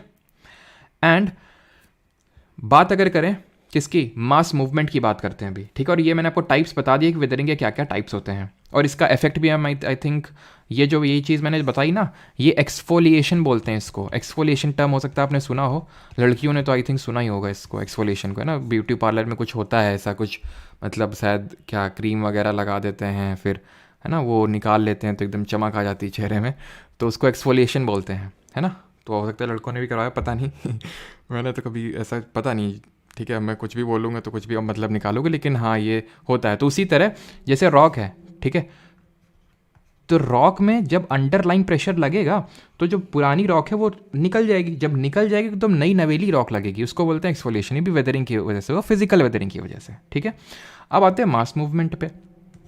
मास मूवमेंट भी पता है क्या होते हैं? मास मूवमेंट का मतलब बहुत बड़ा मास। अच्छा ये बताओ कौन सा न्यूटन का लॉ मास पे बेस्ड है, बताओ जल्दी से, ठीक है। तो ये मास मूवमेंट भी दो तरह के होते हैं, मास मूवमेंट दो तरह के होते हैं। एक तो होता है फास्ट, जल्दी जल्दी जो हो जाता है मूवमेंट, और दूसरा होता है जो स्लो स्लो होता है, धीमे धीमे धीमे होता है, ठीक है। तो एक चीज़ ध्यान रखना, वेदरिंग ये एक लाइन है जो इंपॉर्टेंट है, हो सकता है इस तरह से बन के आ जाए स्टेटमेंट में, खासकर सीजीएल मेंस जैसे में। Is not a pre requisite, ज़्यादा दिल पे मत लेना इस लाइन को, आई तो नहीं है कभी लेकिन आने के चांसेस हो सकते हैं। तो weathering is not a prerequisite for mass movement, लिख रहा हूँ शॉर्ट में। It only aids the mass movement, it only aids the mass movement, यानी कि इसका मतलब ये है, और हो सकता है थोड़ा बैकग्राउंड में आपको नॉइज़ हो सकता है सुनाई दे अभी, क्योंकि कुछ सुनाई दिया आपको? तो आप समझ गए होंगे किस तरह का नॉइज़ है। शादियों का माहौल चल रहा है इस समय एकदम, ठीक है ना। खुद कुछ करेंगे ना दूसरों को करने देंगे। तो weathering is not a prerequisite for mass movement, यानी कि ऐसा नहीं कि वो टूटता ना तो गिरता ना, ऐसा नहीं कि मास मूवमेंट होगा ही नहीं, मतलब वेदरिंग होगी नहीं तो मास मूवमेंट होगा नहीं। जैसे फॉर एग्जांपल हम तुम्हें बताते हैं, जैसे कि ये है, ये जो आप यहाँ पे देख पा रही हैं अर्थ फ्लो है, अर्थ फ्लो है। हुआ क्या, यहाँ पे बहुत ज़्यादा बारिश हुई, जब बारिश हुई तो ये मिट्टी, क्या आपने देखा होगा इस चीज़ को, एकदम से मिट्टी धंस गई नीचे से, ठीक है। तो इसको हम अर्थ फ्लो बोल देते हैं, अर्थ फ्लो बोल देते हैं इसको, ठीक है। तो यहाँ पे क्या वेदरिंग हुई है क्या ना, तो ऐसा नहीं कि वेदरिंग होगी तभी मास ये मास मूवमेंट होगा ना। तो weathering is not a pre requisite, हाँ वो एड कर देता है, आसानी कर देता है। तो फास्ट में अगर हम बात करें तो फास्ट के टाइप होते हैं हमारे अर्थ फ्लो, इस पे क्वेश्चन आ चुका है, अभी करेंगे तो देखेंगे PYQs। अर्थ फ्लो, मड फ्लो, और आपका जो आपने लैंड स्लाइड देखा होगा, लैंड स्लाइड की तरह बर्फीली जगहों में, जैसे हिमालयाज़ वगैरह में चले जाओ जहाँ पे बर्फ़ पड़ती है तो वहाँ पे एवलांश होते हैं। एवलांश सुना है ना सभी ने? एवलांश का मतलब क्या होता है? एवलांश का मतलब होता है जो बर्फ़ का टुकड़ा गिरता है, ऊपर से तो छोटा गिरता है लेकिन वो बर्फ़ लपेटता इतना बड़ा हो जाता है, इसी को हम बोलते हैं स्नो बॉल इफेक्ट। इतना बड़ा हो जाता है वो कि जैसे नहीं मी टू मूवमेंट स्टार्ट हुआ था 2018 के टाइम पे, ये छोटा सा स्टार्ट हुआ लेकिन काफ़ी धीरे धीरे सब लोग जुड़ती गई उसमें महिलाएं, और है ना एक MJ अकबर करके थे जिनकी अभी बुक भी आई थी रिसेंटली, तो इनको रिज़ाइन तक करना पड़ गया था, मिनिस्टर थे उस समय, ठीक है। तो मतलब धीरे धीरे उसको बोलते हैं स्नो बॉल इफेक्ट, चीज़ें धीरे धीरे जब बढ़ती जाती हैं। तो ये फास्ट में हो गए। स्लो में अगर बात करें तो स्लो में जैसे कि क्रीप, दो याद रखने, एंड सॉलिफ्लेक्शन। जैसे कि फॉर एग्जांपल धीरे धीरे बहुत मूवमेंट होता है, आपने देखा होगा कि कभी पोल था, खंबा था, और वो धीरे धीरे लीन हो गया, टेढ़ा हो गया। वो कैसे टेढ़ा हो गया? बिकॉज हल्का हल्का इतना मूवमेंट हुआ लैंड का कि आपको नोटिस नहीं हुआ, बट वो नोटिस तब हुआ जब वो पोल टिल्ट हो गया, तो वो स्लो मास मूवमेंट में आते हैं, ठीक है। तीसरा हमारा क्या था? इरोजन। तो इरोजन में सच कुछ हमें देखने की ज़रूरत नहीं है। इरोजन का क्या है? इरोजन से ही अब हम पढ़ेंगे लैंड फॉर्म्स। तो इसके लिए काइनेटिक एनर्जी रिस्पॉन्सिबल होती है। काइनेटिक एनर्जी हम पढ़ चुके हैं फिजिक्स में कि काइनेटिक एनर्जी तभी होती है जब कोई चीज़ मूव कर रही होती। कमेंट में ये बताइए काइनेटिक एनर्जी स्केलर क्वांटिटी है फिर वेक्टर क्वांटिटी, अदिश है फिर सदिश है, और इसका फॉर्मूला क्या होता है? तो काइनेटिक एनर्जी जब कोई चीज़ मूव करती है तब जनरेट होती है, जिसका फॉर्मूला होता है 12mv²। लीनियर मोमेंटम से अगर इसमें फॉर्मूले को डिराइव करें तो लीनियर मोमेंटम में p²/2m, इस तरह का हमने फॉर्मूला पढ़ा था। तो अगर इसको हम सम अप कर दें विद दी पोटेंशियल एनर्जी किसी बॉडी की पोजीशन की वजह से क्रिएट होती है। जैसे कि डैम में पानी भरा हुआ है, खिंचा हुआ तीर कमान, that is stretched bow and arrow, तो उसमें पोटेंशियल एनर्जी स्टोर होती है। लेकिन जैसे उसको हम बो मतलब एरो को छोड़ते हैं तो उसमें पूरी वो पोटेंशियल एनर्जी काइनेटिक एनर्जी में तब्दील हो जाती है, कन्वर्ट हो जाती है, बिकॉज वी नो कि energy can neither be created nor be destroyed, it can only be transformed from one form to another. Alright, मैंने क्वेश्चन क्या पूछा था? हाँ, काइनेटिक एनर्जी किस तरह की है? तो काइनेटिक एनर्जी स्केलर क्वांटिटी है, बिकॉज ये एनर्जी है, ये बोथ इन डायरेक्शन, अच्छा वेक्टर है, बहुत सही, बहुत सही। वेक्टर है, डायरेक्शन होती है एनर्जी में, कि काइनेटिक एनर्जी इस डायरेक्शन में, एनर्जी उस डायरेक्शन में। स्केलर होती है, ध्यान रखना, अभी फिजिक्स पढ़ाए थे, ठीक है। और इस चीज़ को कैटेगराइज करके बताया था कि भले इसमें वेलोसिटी है, वेलोसिटी अपने आप में एक वेक्टर क्वांटिटी है, लेकिन एनर्जी की कोई डायरेक्शन नहीं होती। What is energy? Capacity of doing work. उसकी कोई एनर्जी नहीं होती, उसकी कोई डायरेक्शन नहीं होती है कि पोटेंशियल एनर्जी इस डायरेक्शन में, काइनेटिक एनर्जी उस डायरेक्शन में, ठीक है। तो स्केलर क्वांटिटी होगी, अदिश राशि होगी, इसमें डायरेक्शन नहीं होता है, ठीक है। चीज़ क्लियर है। अभी आते हैं लैंड फॉर्म्स पे। लैंड फॉर्म क्या है? भू आकृतियाँ हैं। अब ये जो मान लो कि जैसे इरोजन है, ये इरोजन किसकी वजह से होगा? अब हाँ, अब ये समझाते हैं आपको कि सन कैसे रिस्पॉन्सिबल है, how the ultimate source of energy for all these denudational processes. Denudational processes का मतलब है वो प्रोसेसेस जो अर्थ रिलीफ फीचर्स को डिग्रेड कर रहे हैं, उनका अपक्षय कर रहे हैं। कैसे रिस्पॉन्सिबल है? तो डेन्यूडेशनल एजेंट पता है क्या है? जैसे कि यहाँ पे एजेंट हमारा क्या था? एजेंट यहाँ पे हमारा था वही अर्थ का मूवमेंट ही, बस यहाँ पे एजेंट है रनिंग वाटर, ठीक है, रनिंग वाटर, विंड हो गया, ठीक है। तो ये सारे एजेंट्स होते, ग्लेशियर हो गए, सारे एजेंट है। अब जैसे विंड है, तो विंड चलती क्यों है? अभी पढ़े नहीं है, बट फिर भी विंड इसलिए चलती है बिकॉज प्रेशर का डिफरेंस होता है। प्रेशर का डिफरेंस क्यों होता है? बिकॉज हीटिंग, प्रेशर का डिफरेंस का मतलब है कहीं हाई प्रेशर होगा, कहीं लो प्रेशर होगा। हम जो हवा चलती है वो हाई से लो चलती है। और हाई लो बनते क्यों हैं? मान लो ये पार्ट ऑफ लैंड है, यहाँ अगर ज़्यादा गर्मी पड़ेगी, हीट पड़ेगी, तो ये लो प्रेशर बन जाएगा। हम पढ़ेंगे कि क्यों जहाँ गर्मी होती है तो वहाँ लो प्रेशर क्यों बनता है, और जहाँ रिलेटिव ठंडा होता है वहाँ हाई प्रेशर क्यों बनता है। तो हाई प्रेशर से लो प्रेशर विंड चलना स्टार्ट होगी, और विंड की वजह से क्या होगा? मूवमेंट होगा, तो बात खत्म, इरोजन होगा फिर, सिंपल। ये विंड चलती है। हमें पता है मॉनसून क्या है? मॉनसून क्या है? बारिश लाता है मॉनसून। मॉनसून है क्या? मॉनसून है winds, seasonal reversal of winds पढ़ेंगे। विंड क्यों चल रही है? अगेंस्ट सन की वजह से। तो मेन जो फोर्स है, ultimate source of all these denudational processes और एक्सोजेनस फोर्सेस इज सन, सूर्य है, सूरज है, ठीक है। लैंडफॉर्म्स क्या है? अब ये जो चीज़ें मूव करी हैं सर, तो जैसे फॉर एग्जांपल यहाँ पे कोई चीज़ इकट्ठा थी यहाँ से, तो यहाँ से पानी आया और बोलता कि चलो हमारे साथ, उसको बहा के ले गया। यहाँ तो कुछ जो था वो गड्ढा हो जाएगा, यहाँ पे तो यहाँ कुछ था तो गड्ढा हो जाएगा ना यहाँ पे तो, और यहाँ पे जहाँ पे ले गया है फर्दर यहाँ पे वो चीज़ डिपॉजिट कर देगा, तो यहाँ पे कुछ बन जाएगा, यहाँ कुछ बिगड़ जाएगा। जो बन जाता है उसको हम बोलते हैं डिपोजिशनल फीचर, और जो बिगड़ जाता है उसको बोलते हैं इरोजनल फीचर। ध्यान रखना, लैंड फॉर्म का मतलब होता है भू आकृतियां, यानी कि हमारे जमीन में किस किस तरह की अब आकृतियां बनेंगी, किस किस तरह के फीचर्स क्रिएट होंगे, उनको बोलते हैं लैंड फॉर्म्स। वो पानी भी क्रिएट करेगा, नहीं रिवर भी क्रिएट करेगी, ग्लेशियर हिमनद भी कर सकता है, ग्राउंड का वाटर कर सकता है, जो समुद्र की लहरें होती हैं, जो हमारे विंड पवन होती हैं, वो डिफरेंट तरह तरह के लैंड फॉर्म्स को क्रिएट करती हैं। इन सारे लैंड फॉर्म्स को आई अगेन रिपीट दो कैटेगरी में डिवाइड कर सकते हैं। एक तो इरोजनल, जिसको हम बोल सकते हैं कटाव एक तरह से हिंदी में, और दूसरे हैं हमारे डिपोजिशनल, जिनको हम बोल सकते हैं जमाव। तो अगर यहाँ पे कोई चट्टान है, ये समझने में दिक्कत नहीं होनी चाहिए। तो अगर यहाँ से मान लो पानी रिवर आ रही है, ठीक है, इसको तोड़ेगी, सबसे पहले तोड़ेगी, कुछ लेगी साथ में, तभी तो जमा करेगी। तो यानी दोनों प्रोसेसेस साथ में ही होते हैं। जब कोई चीज़ को इरोजन करोगे तो इरोजन से जो चीज़ निकालोगे तो उसी को तो डिपॉजिट करोगे। तो इरोजन और डिपोजिशन दो तरह के लैंडफॉर्म क्रिएट होते हैं। अब रिवर के थ्रू देखेंगे कि किस किस तरह के लैंडफॉर्म्स क्रिएट होते हैं। अब रिवर जैसा अपनी स्क्रीन पे देख पा रहे हैं कितनी स्पीड से आ रही है, तो इन पत्थरों को तोड़ते फोड़ते हुए जाएगी, तो कुछ फीचर्स क्रिएट करेगी, और उसको कहीं जाके जमा करेगी आगे, तो वो एक डिपोजिशनल फीचर क्रिएट होंगे।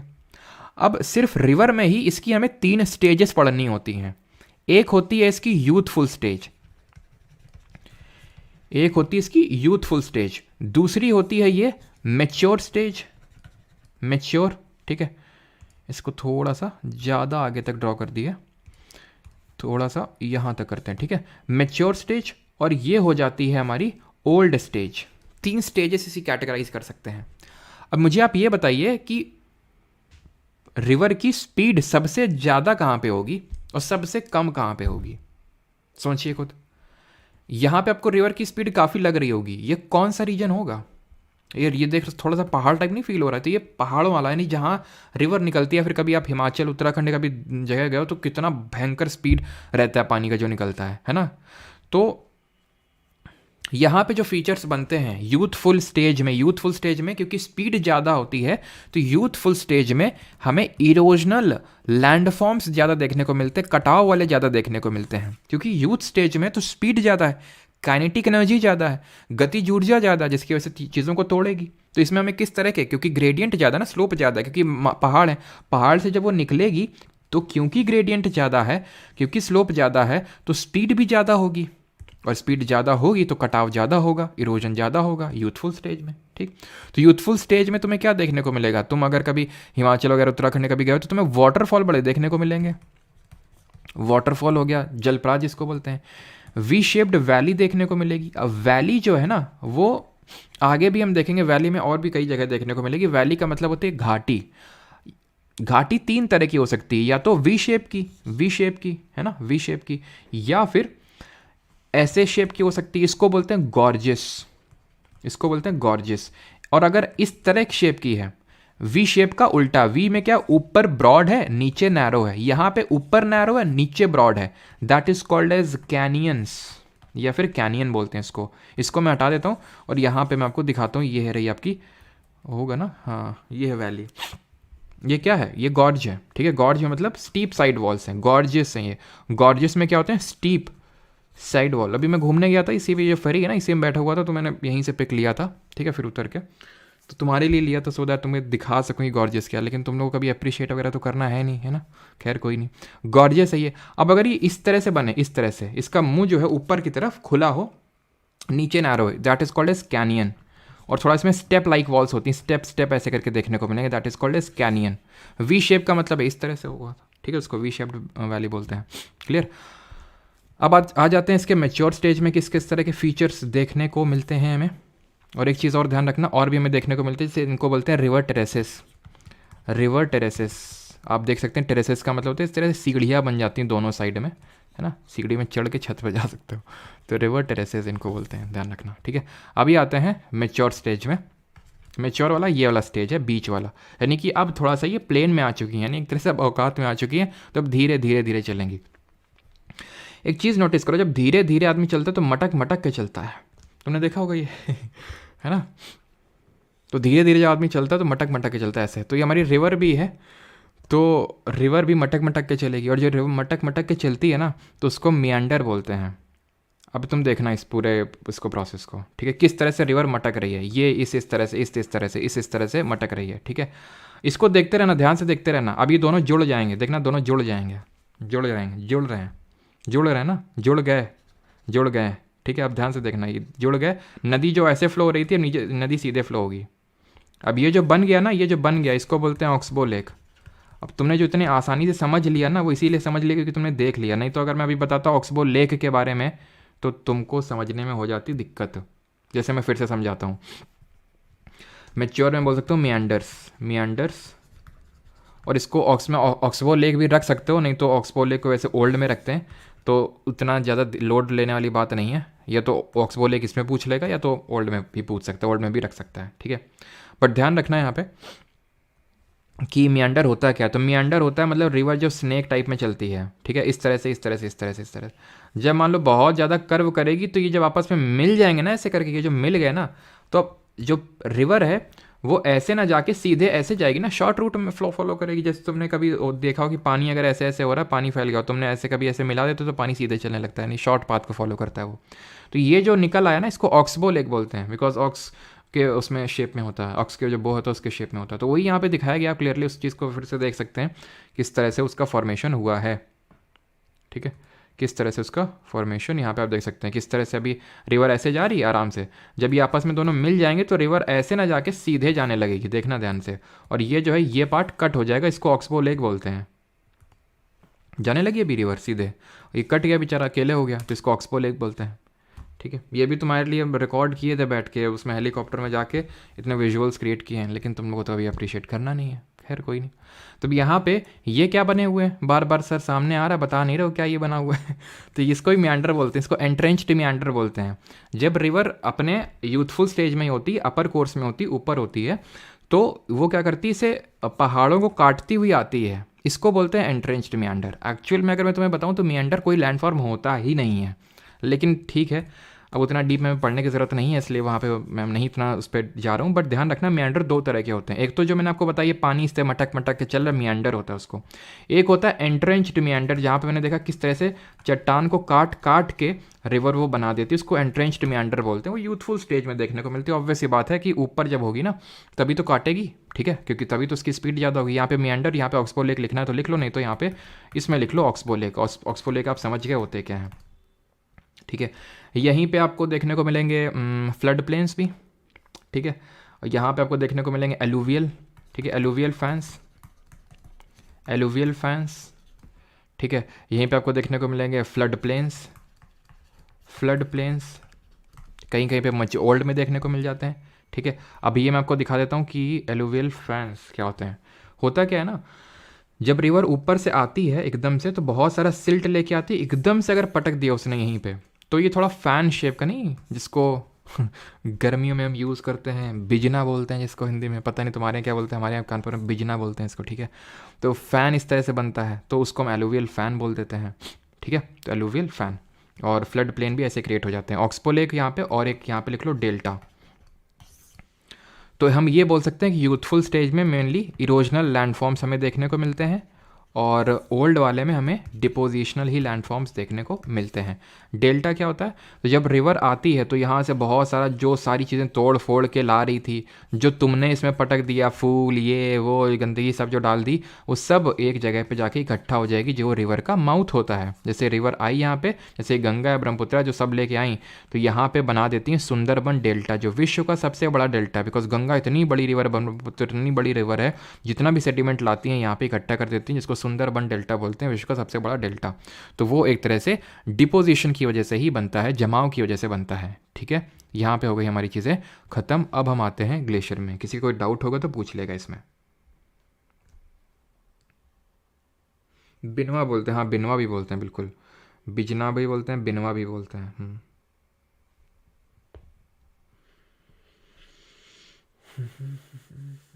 मैंने नहीं डाला, ठीक है, निकेत जी ने नहीं डाला है। पेनी प्लेन ही पढ़ाएंगे, यूनिक फैक्ट्स अभी। पेनी जब पेडी प्लेन आएगा ना तब पढ़ाएंगे, पेडी प्लेन और पेनी प्लेन में क्या डिफरेंस, वो भी पानी की वजह से बनता है। जब पेडी प्लेन आएगा तो उसमें बताएंगे। यूपीएससी के लिए इनफ नहीं है भाई, मतलब अगर आप सीडीएस वगैरह के लिए दे रहे हैं तो एक हद तक है, हो भी सकता है, बट उसके लिए तो सिविल सर्विसेज के लिए तो नहीं बोल सकते हैं। ईश्वरी वो नहीं, ईश्वरी अलग होता है, ईश्वरी अलग होता है। वो जब मैं रिवर्स पढ़ाऊंगा तो बताऊंगा, वहाँ पे जो वेस्ट फ्लोइंग रिवर्स होती हैं वो ईश्वरी बनाती हैं, ज्वार बदो उन्मक।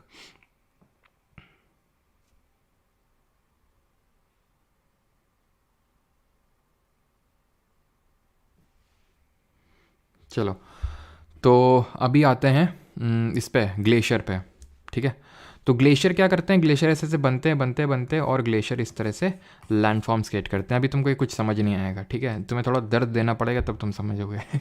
और तुम्हें दर्द देते हैं। तो होता क्या है कि यहाँ पे ग्लेशियर बनते हैं, ठीक है। जब ग्लेशियर बनते हैं तो ग्लेशियर मूव करना स्टार्ट करते हैं। जो जब मूव करेंगे तो ग्लेशियर को हल्के मत लेना, हिमनद को बहुत मास होता है। और तुमसे पूछा था मैंने पीछे कि कौन सा न्यूटन का लॉ मास पे बेस्ड है, तो that is first law of Newton first law of motion, जिसको हम लॉ ऑफ इनर्शिया भी बोलते हैं। तो जब ये मूव करते हैं ना तो बहुत ज़्यादा इरोजन क्रिएट करते हैं, नीचे भी और साइड में भी, नीचे भी और साइड में भी क्या करते हैं, इरोजन, क्योंकि उनका मास बहुत ज़्यादा होता है। जब चलेंगे तो नीचे खरोदते हुए चीज़ों को चलेंगे, नीचे और साइड में भी। और जब ये करेंगे तो उसकी वजह से लैंडफॉर्म क्रिएट हो जाएंगे। ये होते हैं सर्क्स, SCIRQUES, सर्क, सर्क। जैसे कि अब देखो यहाँ पे थोड़ा तुम्हें दर्द मिला होगा कि सर्क समझ में आएगा नहीं, तो अब यहाँ देखो, ये जब यहाँ से चला होगा ना, ये जब यहाँ से ग्लेशियर चल रहे हैं तो गड्ढे टाइप यहाँ क्रिएट हो गए होंगे, गड्ढे टाइप क्रिएट हो गए होंगे, गड्ढे टाइप, सर्क बोल दिया इनको। जब गड्ढे टाइप क्रिएट हुए होंगे तो इस तरह से खड़ी चट्टानें डेवलप हो गई होंगी। खड़ी चट्टानों में ये जो एकदम पीक दिख रही है, इसको हॉर्न बोल देते हैं, पहली चीज़। दूसरी चीज़, ये जो अड्डी टाइप हो गई, इसको हमारे कानपुर में जैसे अड्डी बोलते हैं, तुम्हारे भी अड्डी बोलते हो कि तुम कोई अमेरिका से नहीं आए हो हैं। ज़्यादा तुम लोग अंग्रेज नहीं हो कोई। तो यहाँ पे ये हो गई एरीट्स, ठीक है। तो इनको बोलते हैं रिजेस या फिर एरीट। ये एरीट जो हो गई ये ठीक है, ये एरीट्स हैं। और यहाँ पे जो गड्ढा क्रिएट हुआ था, इसमें अगर पानी भर जाए ग्लेशियर की मेल्टिंग की वजह से, पिघलने की वजह से, तो टार्न लेक्स बोलते हैं उनको, टार्न या फिर टार्न लेक्स, ठीक, क्लियर। अब तुम बताओ मुझे, ये तो ठीक है इस तरह का जो बन गया, ये ऐसे ऐसे करके, इसको सर्क बोल देते हैं, इसको सर्क बोल देते हैं। अब ये जब यहाँ से चल के आया, सब लोग, यहाँ पे कोई ग्लेशियर आया होगा, यहाँ से कोई ग्लेशियर आया होगा, यहाँ से कोई ग्लेशियर आया होगा, यहाँ से ग्लेशियर आए होंगे, सब लोग बोलते हैं भैया हमको मिला लो, कहाँ जा रहे हो, हमको मिला लो, हमको भी, हम भी साथ में चलेंगे। तो यहाँ से तो मेन वैली है, ये मेन वैली है। यहाँ से छोटी छोटी वैलीज क्रिएट हो गई। अब क्योंकि ये एक हाइट में, रीज़न क्या हाइट में, क्योंकि ये उतना ज़्यादा इन ग्लेशियर्स का मास नहीं होगा जितना यहाँ से जो ग्लेशियर बह रहा है, मलबा बह रहा है, उसका मास होगा। तो थोड़ा ज़्यादा नीचे खोदते हुए चलेगा, ज़्यादा इरोजन करेगा, तो एक हाइट का डिफरेंस क्रिएट हो जाएगा, जिसकी वजह से ऐसा लगेगा कि वैली लटक रही हैं। बस नाम पड़ गया, हैंगिंग वैली लिखा भी है यहाँ पे, देखो हैंगिंग वैली, ठीक है। तो ये क्या हो गया हमारे, ये हो गया इरोजनल फीचर। यहाँ पे आप देख सकते हैं, यहाँ पे किस तरह से सर्क बना था, टान लेक बन गया, ये रिजेस जो हैं वो एरीट्स हो गई, ये हॉर्न बन गया टॉप पे, सिंपल, ठीक है। ये यू शेप्ड ट्रंक्ड वैली है, वो यू शेप्ड है, और ये हैंगिंग वैली लटकती हुई वैली है, हाइट में है, ठीक है। तो hanging valley, V shaped valley, कुछ भी बोलो आप, और ये यू शेप्ड वैली है, ठीक है। यहाँ पे भी आप देख सकते हो किस तरह से यू शेप बन रहा है, मेन वैली यू शेप की है, ठीक है। चलो, तो अभी मैं इसको समराइज़ कर देता हूँ कि इरोजन में क्या आ जाएंगे हमारे। तो अब समराइज़ करें जल्दी से। सबसे पहले हमने क्या बनाया था, सबसे पहले सर्क बनाया था, ठीक है। उसकी वजह से हॉर्न बन रहा था, एरीट बन रहा था, ठीक है, टान लेक क्रिएट हो रहे थे, ठीक है, और कुछ तो नहीं बन रहा था, ठीक है। हैंगिंग वैली बन रही है, हैंगिंग वैली बन रही है, यू शेप्ड वैली बन रही है। तो ये इरोजनल लैंडफॉर्म हो जाएंगे। डिपोजिशनल में क्या, डिपोजिशनल तो मैंने पढ़ा ही नहीं। तो डिपोजिशन में पता है क्या होता है, तो जब ये इरोजन करके लाएंगे ना, तो बीच बीच में ऐसे डिपोजिशन होते रहेंगे, तो उनको हम बोलते हैं एस्कर। ऐसे समझ लो, रिस्कर बन जाते हैं एस्कर्स। ओवल शेप के बन जाते हैं ड्रमलिन ड्रम जो होता है हमारा ओवल शेप का ही तो होता है, तो ड्रमलिन बन गया। मोरेन्स बन जाते हैं किनारे, जब ये जो हमारी वी शेप वैली होती है ना, ये वी शेप्ड वैली जब आती है, तो यहाँ पे किनारे यहाँ पे डिपोजिशन हो जाता है, यहाँ पे डिपोजिशन होता है, उनको मोरेन बोल देते हैं, ठीक है। तो एक सेकेंड, ये तो इरोजनल हो गया। Esker, drumlin, moraines and outwash plains, बस 4 याद रखने हैं, वो याद भी आराम से हो जाएंगे। कैसे, ऐसे याद कर लो। मुरैना के कुछ लोग हैं, मुरैना एक जगह पड़ती है, आप लोगों को पता होगा, ये चंबल के पास में रीजन है, ठीक है, भिंड मुरैना यहाँ पे, तो एमपी में। तो मुरैना, जब मुरैना है, तो मुरैना के जो लोग हैं वो इश्क में, क्योंकि थोड़ा सा मौसम भी वही चल रहा है ना आजकल, तो इश्क में ड्रम बजा रहे हैं, प्लेन में खड़े होकर, प्लेन में गए वहाँ पे इश्क में ड्रम बजा रहे हैं, ऐसे करके याद कर सकते हैं आप इसको आसानी से, ठीक है। तो ये डिपोजिशनल लैंडफॉर्म क्रिएट हो गया, खत्म होता है यहाँ पे। अब आते हैं हम, ये क्या है, ग्राउंड वाटर। देखो किस तरह से पानी बरस रहा है, पानी नीचे जा रहा है, और पानी किस तरह से जब नीचे जाएगा तो कुछ ना कुछ हरकत तो ज़रूर करेगा। आपको नहीं लगता ये हरकत होगी? पानी नीचे गया, पानी जब नीचे अंदर रिसेगा, तो पानी जब अंदर जाएगा तो अंदर कुछ चेंजेस करेगा, ठीक है। तो उनको जो लैंडफॉर्म क्रिएट होंगे, तो उनको हम बोलते हैं ग्राउंड और वाटर लैंडफॉर्म्स। सबसे पहला है, जब पानी बरसेगा तो सॉइल डिसॉल्व हो जाएगी। सॉइल डिसॉल्व क्यों होगी सर, सॉइल क्या इतनी पोली? बिल्कुल हाँ। तो ग्राउंड वाटर जो लैंडफॉर्म्स क्रिएट होते हैं ना, ये हमें मेनली जो मेडिटेरेनियन सी के जो रीजन होता है, भूमध्य सागर के आसपास वाला जो क्षेत्र होता है, जिसको कि हम कार्स्ट रीजन बोलते हैं, वहाँ पे देखने को मिलता है ये हमें ज़्यादातर, क्योंकि वहाँ की जो रॉक्स होती हैं वो सॉफ्ट होती हैं। वहाँ की रॉक सॉफ्ट होती हैं, जैसे कि हमारी सेडिमेंट्री रॉक, कौन सी, लाइमस्टोन, याद है? 3 तरह की सेडिमेंट्री रॉक थी कि नहीं थी, जिसमें कि हमने पढ़ा था chemically formed, chemically formed, mechanically formed और ऑर्गेनिकली फॉर्म्ड। तो तीनों में हमने लाइमस्टोन पढ़ा था। और जरा ये बताओ कि क्या हमें सेडिमेंट्री रॉक में फॉसिल्स, जीवाश्म देखने को मिलेंगे कि नहीं, हाँ या ना? तो लाइमस्टोन या फिर डोलोमाइट, इस तरह की जो रॉक होती है ना, वो सॉफ्ट होती है, तो उसमें क्या होता है कि वो जल्दी से डिसॉल्व हो जाती है पानी में। अब जब डिसॉल्व हो जाएगी तो ऑब्वियस ये बात है कि वो वहाँ से उखड़ जाएगी, वो रॉक है। तो इसलिए इस पर्टिकुलर ग्राउंड वाटर लैंडफॉर्म्स की वजह से जो टोपोग्राफी बनती है, टोपोग्राफी का मतलब एक तरह का दृश्य बनता है, दृश्य, जैसे ये दृश्य पूरा दिख रहा है, ये टोपोग्राफी है एक, तो इसको बोलते हैं कार्स्ट टोपोग्राफी। कार्स्ट टोपोग्राफी क्यों बोलते हैं ग्राउंड वाटर लैंडफॉर्म को, आप समझ गए, बिकॉज एक रीजन का नाम है जहाँ पे लाइमस्टोन या डोलोमाइट तरह की रॉक देखने को मिलती हैं, और वहाँ पे ये जल्दी से डिसॉल्व हो जाती हैं। तो जब बारिश होगी, और हाँ सेडिमेंट्री में देखने को मिलते हैं, it is the only type of rock तीन टाइप की रॉक पड़ी थी, igneous, metamorphic and sedimentary. Comment में बताइए कि कौन सी टाइप ऑफ रॉक बनती है सॉलिडिफिकेशन ऑफ मैग्मा या फिर लावा से। ठीक है, तो उसमें तीनों में से सिर्फ सेडिमेंट्री में ही बनती है। सेडिमेंट्री से एसोसिएटेड टर्म है लिथेफैक्शन, मेटामॉर्फिक से एसोसिएटेड टर्म है लीनिएशन, फोलिएशन एंड बैंडिंग, ये हम देख चुके हैं। और तीनों में सॉलिडिफिकेशन ऑफ लावा से बनती है इग्नियस यानी प्राथमिक आग्नेय चट्टान, जो कि सबसे प्राइमरी फॉर्म ऑफ रॉक है। वो दो तरह की होती है, इंट्रूसिव एंड एक्सट्रूसिव। इंट्रूसिव में हमने पढ़ा था sills, dyke, batholith, laccolith, phacolith, lopolith, ये सब क्या है, ये आपके इंट्रूसिव फॉर्म ऑफ रॉक, जिसको हम प्लूटोनिक रॉक के नाम से भी जानते हैं। खैर, तो ग्राउंड वाटर में क्या हुआ कि ये घुल गया, ये घुल गया, ये क्या हो गया, क्रिएट डोलाइन या फिर सिंक होल बोल देते हैं। वैसे तो सिमिलर है दोनों, सेम तो नहीं बोलेंगे बट सिमिलर है, लेकिन आपको ज़्यादा डिफरेंस पता होने की ज़रूरत नहीं है आपके एग्जाम के लिए। आप ऐसे समझ लो कि ये जो है सिंक होल बन गया, और डोलाइन भी इसी को बोल देते हैं। अब ये होता ये है कि ये सिंक होल जो बने हैं ना, ये सिंक होल आपस में अगर मिलने लगे, जैसे यहाँ पे गड्ढा हो गया, गड्ढा क्यों हो गया सर, क्योंकि जब पानी नीचे रिसा होगा तो नीचे की मिट्टी धंस गई होगी, जब धंस गई होगी, ये जो भी सिंक होल बना है, सिंक होल जो बना है, अब ये जब नीचे की मिट्टी यहाँ पे अगर खोखला है तो ये अगर ऐसे मिल जाएगा तो ये डोलाइन बोल देते हैं। तो ज़्यादा कोई डिफरेंस है नहीं सिंक होल और डोलाइन। ठीक है, ये सिंक होल या डोलाइन अगर आपस में मिल जाएंगे, जैसे यहाँ पे क्रिएट हो गया, यहाँ पे क्रिएट हो गया, यहाँ पे क्रिएट हो गया, फॉर एग्जाम्पल यहाँ पे ये दोनों आपस में मिल जाए, कैसे मिल सकते हैं, हो सकता है यहाँ पे क्रिएट हो जाए या फिर यहाँ पे भी क्रिएट हो जाए, तो ये बड़ा सा क्या बन जाएगा, ये जो बड़ा सा बन जाएगा ना गड्ढा, इसको बोलेंगे ऊ वाला। वैसे समझ लो कोई यहाँ पे खड़ा था और जैसे उसने देखा ओहो ये क्या हो गया, तो उसने बोला ऊ वाला, ये क्या हो गया, सरप्राइज हो गया। ठीक है, तो ऐसा याद कर सकते हैं कि सिंक होल, डोलाइन एंड ऊवलास, ये क्या है, इरोजनल लैंडफॉर्म्स हैं। क्लियर इतनी चीज़, ये देख सकते हैं, ये ऊवला बन गया, ऊवला बन गई है। ठीक है, ऊवला सिंक होल से, सिंक होल और डोलाइन से ऊवलास बन गया।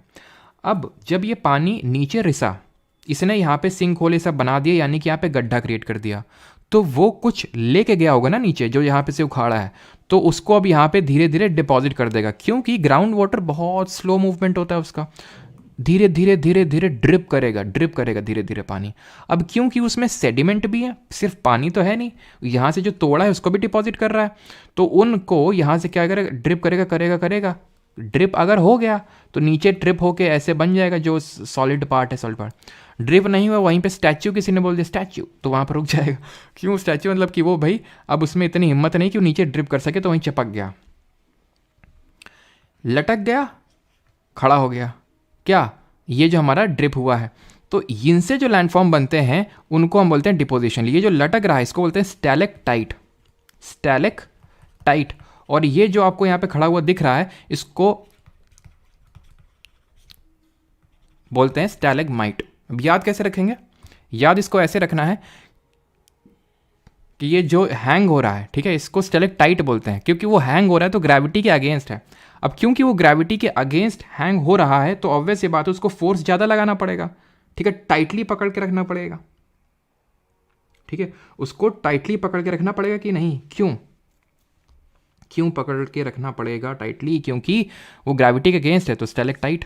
तो इस तरह से अगर क्वेश्चन बन जाए, जो कि बनने के बिल्कुल चांसेस हैं, सीडीएस वगैरह में तो अक्सर ही बनते हैं, तो आप आसानी से आंसर कर पाओगे। ये भाई टाइटली किसको पकड़ना पड़ेगा, जो ऊपर से लटक रहा है। अब अगर ये दोनों मिल जाए, सोचो दोनों आपस में मिल जाए, जैसे यहाँ मिल गया तो बन जाएगा खंबा।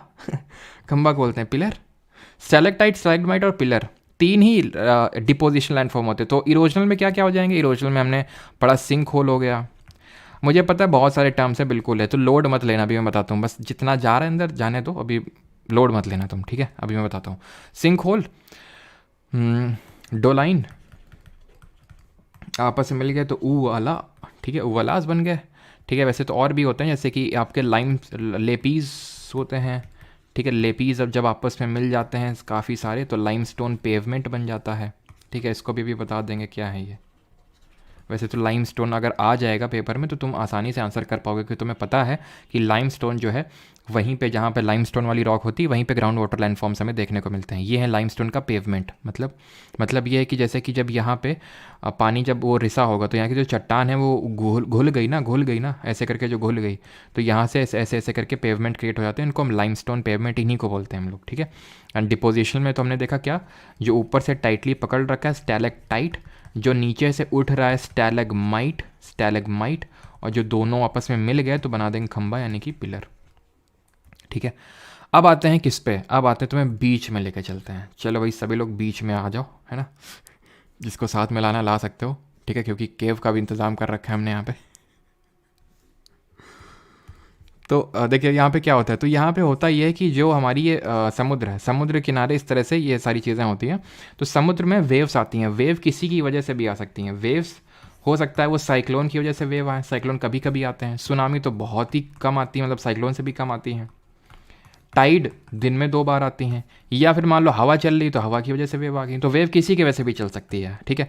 अब जब वेव चलेगी तो जो किनारे में इस तरह से ये स्ट्रक्चर होगा, तो यहाँ पे इस तरह से जो स्ट्रक्चर है, यहाँ पे खड़ी चट्टानें डेवलप हो जाएंगी, इनको क्लिफ बोल देते हैं, ठीक, क्लिफ, क्लिफ बोल देते हैं।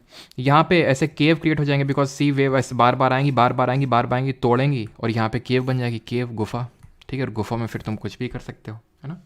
मतलब कि जैसे किताबें वगैरह लेके जाओ, वहाँ पे पढ़ाई वगैरह भी कर सकते हो, है ना। यहाँ पे अगर मान लो कि चट्टान है, ठीक है, बहुत ज़्यादा यहाँ पे वेव्स चली, तो ऐसी खड़ी चट्टान बन जाएगी, इसको बोलते हैं स्टैक। अब स्टैक ये बन गया, जो स्टैक पूरा भरा हुआ है, ऐसे मैं दिखाता हूँ, रुकना।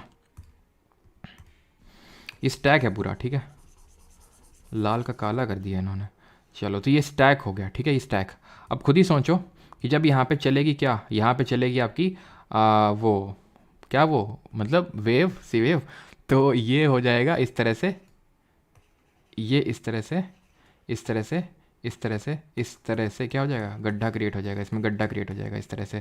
तो ये क्या बन जाएगा, ये आर्क की तरह बन जाएगा, आर्च, यहाँ पे देख पा रहे हो, आर्च बन गया एक, ठीक है, इस तरह से आर्च बन गया, ये आर्च बन गया, ऐसे करके आर्च बन गया। तो ये स्टैक से ही आर्च बन जाता है, ठीक है, सिंपल। तो यहाँ पे अगर इरोजन और डिपोजिशन की अगर बात करूँ, पहले ये तो किसी को डाउट तो नहीं है आता तक, ऐसा तो नहीं कि मैं मतलब सारी चीज़ें पढ़ाता चला जा रहा हूँ, तुम्हें कुछ डाउट हो कहीं पे बता दो जल्दी से, तब तक यहाँ पे मैं लिख देता हूँ।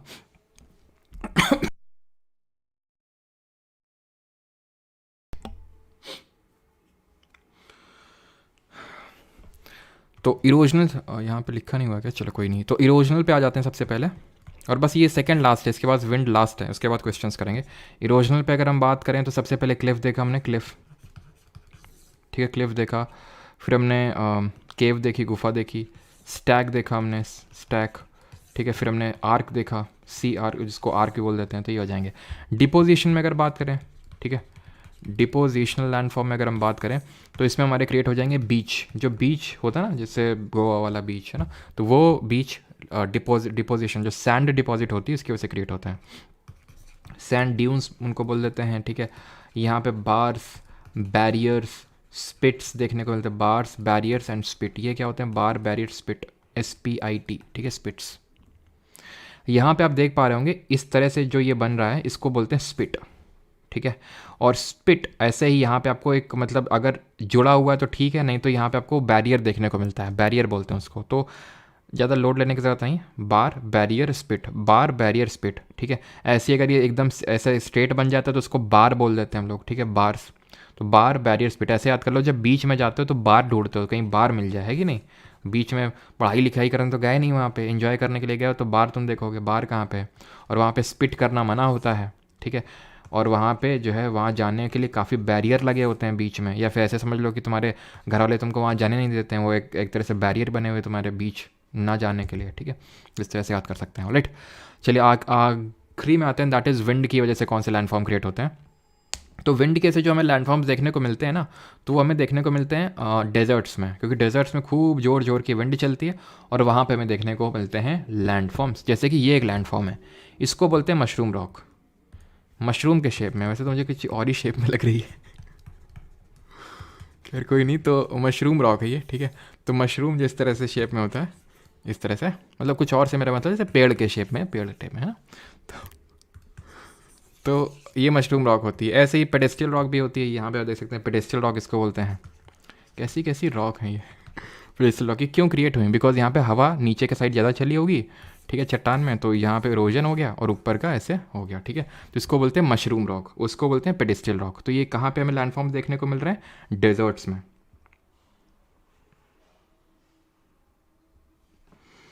सर आप बहुत सेल्फिश हो, बस इंग्लिश में ही पढ़ाते हो क्या। इसमें सेल्फिशनेस वाली बात कहाँ से है। अब मैं कोशिश तो यार करता हूँ कि हिंदी में बताऊँ, लेकिन भैया सॉरी फॉर दैट।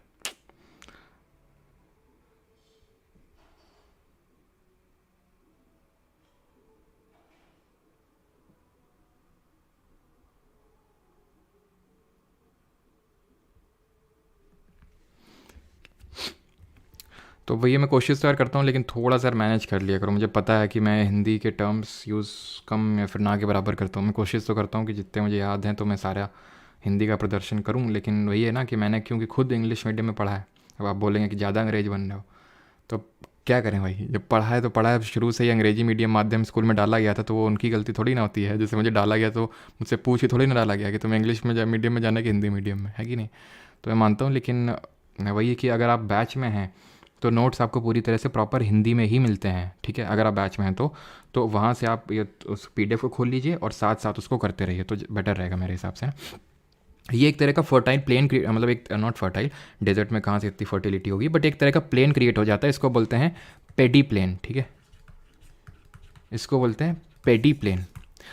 एक और टर्म होता है उसको बोलते हैं पेनी प्लेन। ये क्रिएट होता है रिवर की वजह से, या फिर सिर्फ रिवर की वजह से नहीं, पानी कहीं पे भी वाटर का सोर्स होगा तो वहाँ पे लैंडफॉर्म क्रिएट हो जाता है। तो ऐसे ही याद रखो, पेनी, पेनी साउंड्स लाइक पानी, तो पेनी प्लेन वाटर और पेडी प्लेन डेजर्ट्स में क्रिएट होगा। ये क्या है, ये हैं बर्चन्स, ये हैं सीफ। जैसे कि जब विंड चलती है ऐसे करके, डेजर्ट में जब विंड चलेगी तो जो भी सैंड होगी तो उसको उड़ा के ले जाएगी, और जब उड़ा के ले जाएगी तो कुछ इस तरह डिपॉजिट करती है। इसको बर्चन बोलते हैं। अगर इसका जो एक हाथ ठाकुर की तरह टूट जाए, ठीक है, फिर ना रहे, तो वो सीफ बोलते हैं उसको, ठीक है, सीफ बोलते हैं। तो ये पैराबोलिक छोड़ दो, बस इतना याद रखो, बर्चन एंड सीफ ये दो क्या हैं, हमारे डिपोजिशनल लैंडफॉर्म्स हैं। क्लियर। तो यहाँ पे मैं इसको समराइज़ कर देता हूँ, एक सेकेंड। जो हमारे डिपोजिशनल रहे हैं, डिपोजिशनल में तो बर्चर और सीफ दो लिखे हुए हैं, उसमें क्या लिखना। इरोजनल वाले मैं समराइज़ कर देता हूँ। इरोजनल में कौन कौन से हैं, तो इरोजनल में आपका पेडी प्लेन आ जाएगा, आपकी मशरूम रॉक आ जाएगी, मशरूम रॉक हो गई, मशरूम, या फिर ये जो आपकी स्क्रीन पे देख पा रहे हैं पेडेस्टल रॉक, ठीक है। ऐसे एक प्लाया होते हैं, अगर पूछ ले प्लायास क्या होते हैं, तो जब ये विंड जो है, मान लो कि यहाँ पे इसने सैंड को काफ़ी उड़ा डाला, तो यहाँ पे हल्का सा ग्रेडियंट इस तरह से क्रिएट हो जाएगा। और यहाँ पे अगर पानी भर जाए ना, हल्का सा पानी जरा सा ही, तो उसको प्लाया बोल देते हैं, ध्यान रखना, ठीक है। चलिए, तो यहाँ पे हमारा लेक्चर होता है ख़त्म। और डिपोजिशनल में तो दो ही हैं हमारे, बर्चन एंड सीफ। अगर एक ट्विग इसका चला जाए तो उसको बोलते हैं सीफ। राइट, क्वेश्चंस करते हैं तो ज़्यादा अंडरस्टैंडिंग डेवलप होगी। चलिए,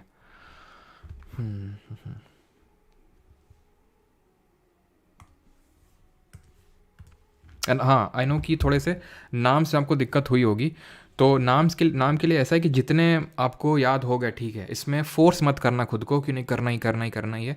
थोड़ा जितने समझ में आते जाए, धीरे धीरे धीरे विद रिवीजन उतना करना। इसमें खुद को फोर्स मत करना बहुत ज़्यादा, क्योंकि इस टॉपिक से क्वेश्चन आते हैं तभी मैं पढ़ा रहा हूँ, लेकिन बहुत ज़्यादा नहीं आते हैं, और आएंगे भी तो मेरे हिसाब से। जैसे ये क्वेश्चन है MTS 2022 का, ये हमने पढ़ा है ना, लेकिन हो सकता है ये कई बुक्स में नहीं दिया होगा, ये आई थिंक लूसेंट वगैरह में नहीं दिया होगा, ठीक है। तो लेकिन ये क्वेश्चन आते हैं, आप ये स्क्रीन पे देख पा रहे हैं, 15 जुलाई 2022 के क्वेश्चन इवनिंग शिफ्ट का, और हम लोगों ने अभी पढ़ा ही है। सर ईशा के लिए समराइज़ कर दो। अच्छा, क्या समराइज़, लेक्चर? चलो अभी ये उसके थ्रू तो हो ही जाएगा, क्वेश्चंस के थ्रू, बाकी समराइज़ भी कर देंगे। रामा देवी के आगे TCS है जहाँ एग्ज़ाम होते हैं।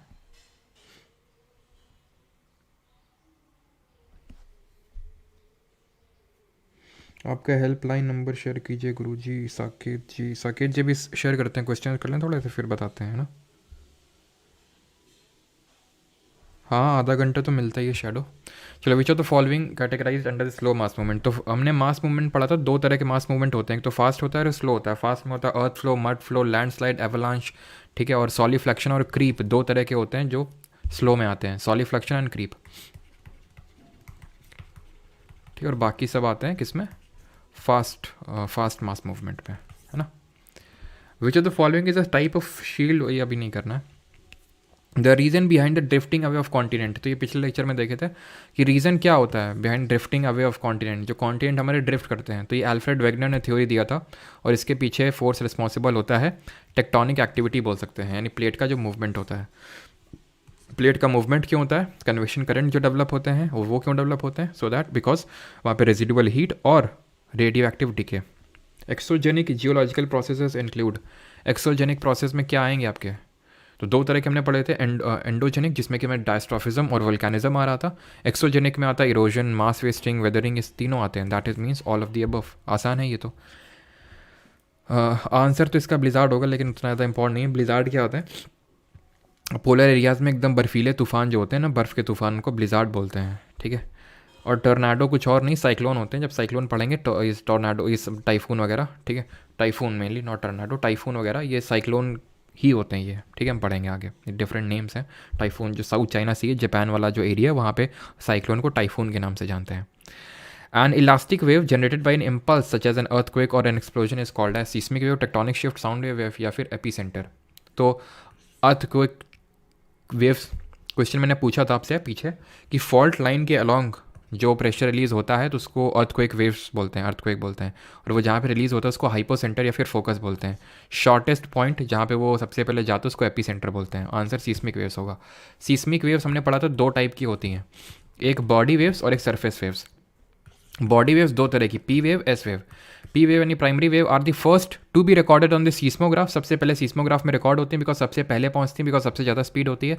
They resemble the sound wave, sound wave resemble करती हैं बिकॉज तीनों में ट्रैवल कर सकती हैं, बट सॉलिड में सबसे ज़्यादा स्पीड होती है और गैस में सबसे कम होती है। और एस वेव की अगर बात करें तो ये सेकेंडरी वेव होती हैं और ये सिर्फ और सिर्फ सॉलिड में ही ट्रैवल हो सकती हैं।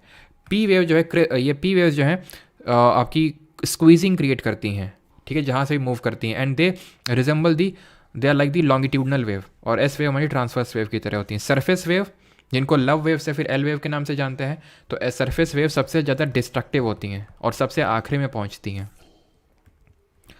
ठीक है। एपी सेंटर वही होता है, भूकंप ये जहाँ से ओरिजिन हुआ उसको हाइपोसेंटर, इसके जस्ट ऊपर जो पॉइंट होता है एपी सेंटर बोलते हैं उसको।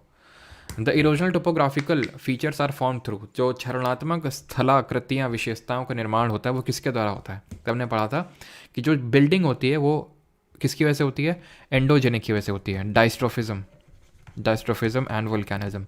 बट जो क्षरण होता है, वेदरिंग होता है, ये एक्सोजेनिक प्रोसेस की वजह से होता है। ऑप्शन नंबर ए आंसर सही होगा, ठीक है। What is the scale of earthquake का इंटेंसिटी? तो दो स्केल पड़ी थी अर्थक्वेक में। वेव्स के लिए सीस्मोग्राफ होता है, वेव्स को रिकॉर्ड करने के लिए, लेकिन इसकी इंटेंसिटी को मेजर करने के लिए हम किसका यूज़ करते हैं? मर्कैली स्केल का यूज़ करते हैं। और मैग्नीट्यूड का मेजर करने के लिए रिक्टर स्केल का यूज़ करते हैं। तो यहाँ पे आंसर क्या होगा? Earthquake intensity, seismic scale.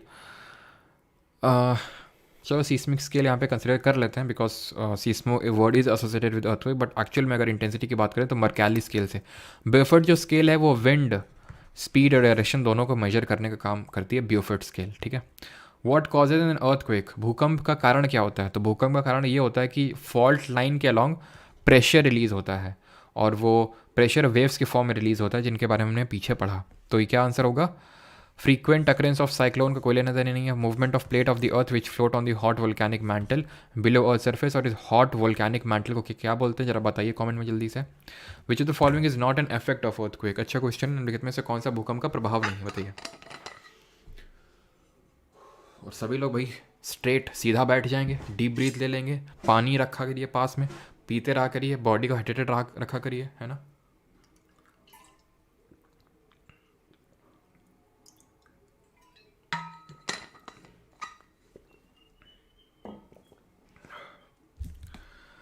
कुछ लोग तो ऐसे होंगे, हमें पता है, खाना वाना भी रख के बैठते हैं एकदम, है ना, पूरा इंतजाम बना के। तो इतना भी नहीं कि नींद आ जाए।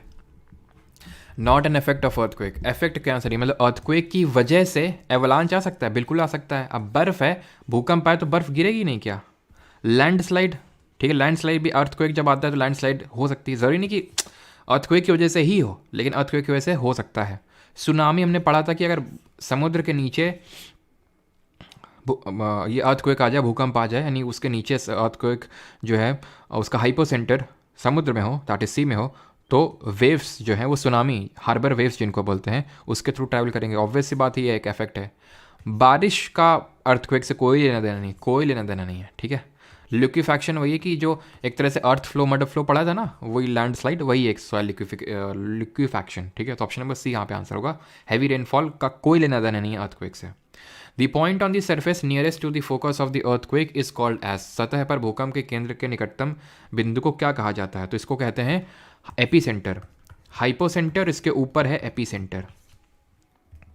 Movement of fault lines can cause, movement along fault lines अगर हम बात करें तो इसको बोलते हैं अर्थक्वेक। 15 तक क्वेश्चन करेंगे, उसके बाद आपका होमवर्क रहेगा, ठीक है, बिकॉज इतनी ज़्यादा क्वेश्चन आज होंगे नहीं। तो which of the following sir आपके बैक पेन कम हुई, टाइनॉर लेने बोला था, क्या लेने बोला था? टाइनॉर? टाइनॉर क्या होता है ये? टाइनॉर तो नहीं बताया तुम, कुछ और बताए थे उस दिन शायद। हाँ थोड़ा सा तो कम हुआ, ठीक है थोड़ा सा, लेकिन ज़्यादा तो नहीं, पता नहीं क्यों। लंबा ब्रेक चाहिए होगा उसके लिए, जो कि अभी ले नहीं सकते। तो which of the following is considered as a small earthquakes in underground caves and mines which are caused by the seismic waves produced by the eruption of rock on the surface? Which of the following is considered as a small earthquake in underground caves and mines which are caused by the... ठीक है, तो इसको हम बोलेंगे क्या? Volcanic earthquake तो नहीं होगा, रिजर्वायर इंड्यूस्ड। तो रिजर्वायर इंड्यूस्ड अर्थक्वेक हो सकता है, ठीक है, जलाशय प्रेरित भूकंप।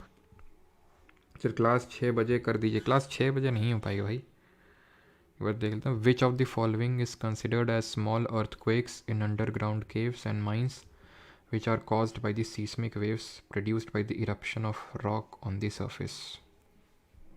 तो इनमें कितने से होगा? इसमें मेरे हिसाब से कोलैप्स वाला होना चाहिए, ठीक है, कोलैप्स कर रहा है ना माइन, जो एक तरह से अंडरग्राउंड केव है वो कोलैप्स कर रही है, तो कोलैप्स अर्थक्वेक होना चाहिए, ठीक है। रिजर्वायर इंड्यूस नहीं, रिजर्वायर इंड्यूस तो तब होगा जब रिजर्वायर बनेगा, तभी तो होगा ना, ठीक है। ऑप्शन नंबर बी आंसर होगा यहाँ पे। डैश आर बिल्ड, जैसे आपने अभी सुना होगा ये हरदा में, मध्य प्रदेश में हरदा में एक पटाखा फैक्ट्री में कितनी जोर का, आपने आई थिंक सबने देखा होगा, कितना भयावह है, मतलब होता है इतना भयानक भयंकर था कि लोग बोल रहे थे कि ऐसा लग रहा था ज़मीन हिल गई है, भूख मतलब क्रैक्स डेवलप हो गए हैं। तो बिल्कुल अर्थक्वेक जो है वो नेचुरल रीजंस की वजह से, ज़रूरी नहीं कि प्लेट की स्लाइडिंग की वजह से ही अर्थक्वेक आए हैं, ऐसा ज़रूरी नहीं है।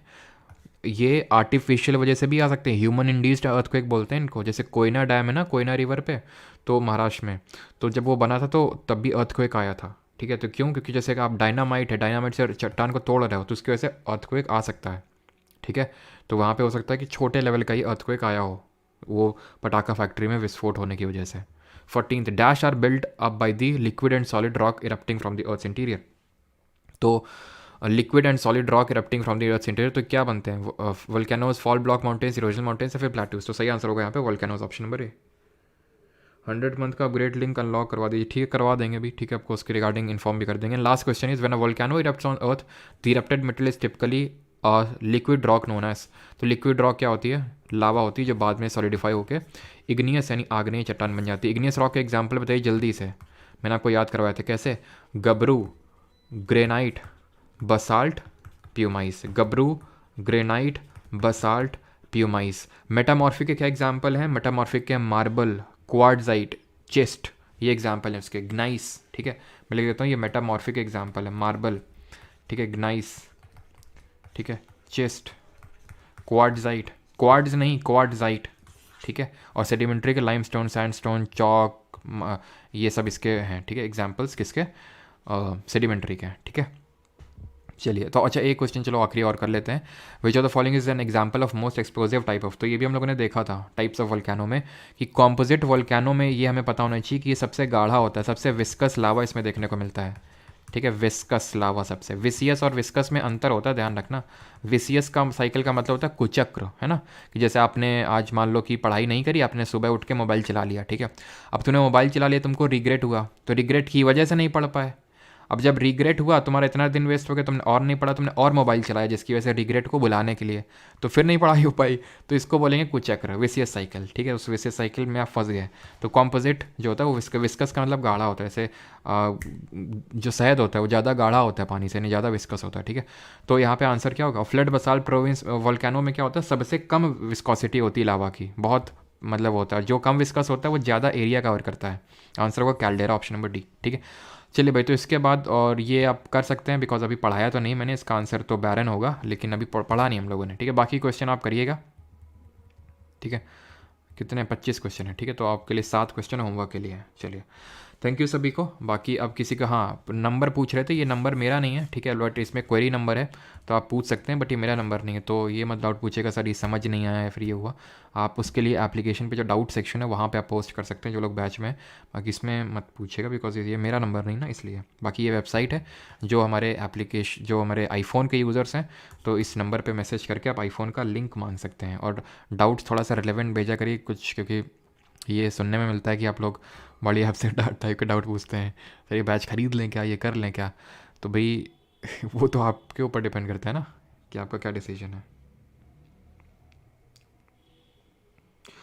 हाँ वो लूनार नहीं है, लोनार लेक है रहस्य श्रीवास्तव, वो क्रेटर, एक क्रेटर की गिरने मतलब उसको लोनार या फिर क्रेटर लेक के नाम से जानते हैं। मेटेओराइट हिट किया, हम लोग पढ़ चुके हैं, तो वो गड्ढा क्रिएट हो गया, उसमें पानी भर गया, वो उस वजह से लेक बना है, उसको हम लोनार लेक है वो हमारा, जिसको लोनार क्रेटर के नाम से भी जानते हैं। ठीक है, और कभी ऑप्शन कभी कुछ। कौन से डेली क्विज में, जो टेलीग्राम पे होते हैं? प्राची कौन से क्विज क्या बात कर रहे हो? हेलो सर, 4 पॉइंट कब से स्टार्ट होगा? जब ये बैच कंप्लीट हो जाएगा मानसिंह तब स्टार्ट होगा, सो दैट आप लोग जो लोग अभी चीज़ें कर रहे हो तो वो लोग ये बैच कंप्लीट होने के बाद तब PYQ सीरीज़ 4 में आप रेगुलर हो सको।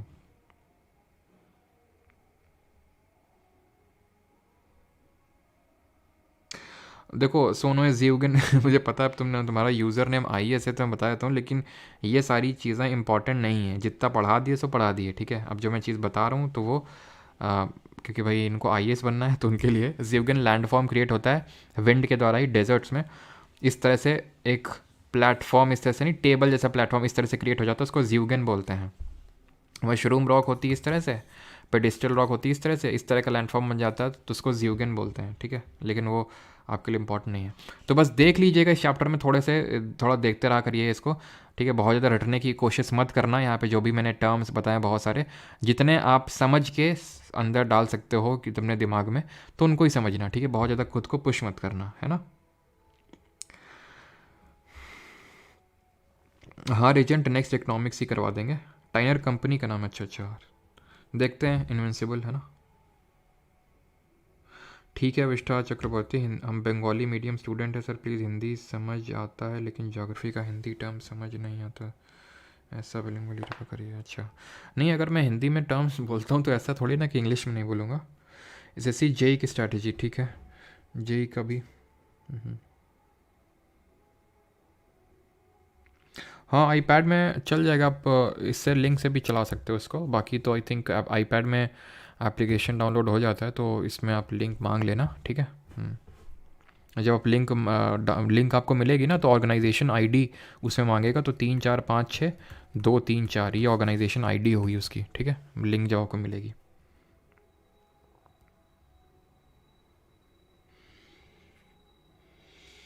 वेडनेसडे क्लास होगा, क्यों वेडनेसडे क्या है होगा? अच्छा अच्छा समझ गया, होगी भाई, क्यों नहीं होगी। अब समझ सकते हो, दुख दर्द बिगड़ा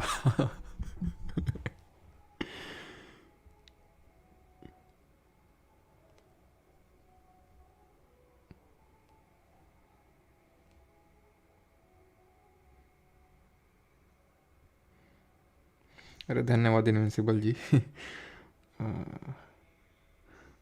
गुफा का जुगाड़ करो, करवाते हैं तुम्हारे लिए दरोगा, तुम्हारे लिए तो 2 गुफाएं लगेंगी, है ना। वेडनेसडे किस बात पे छुट्टी हुई, क्या है ऐसा?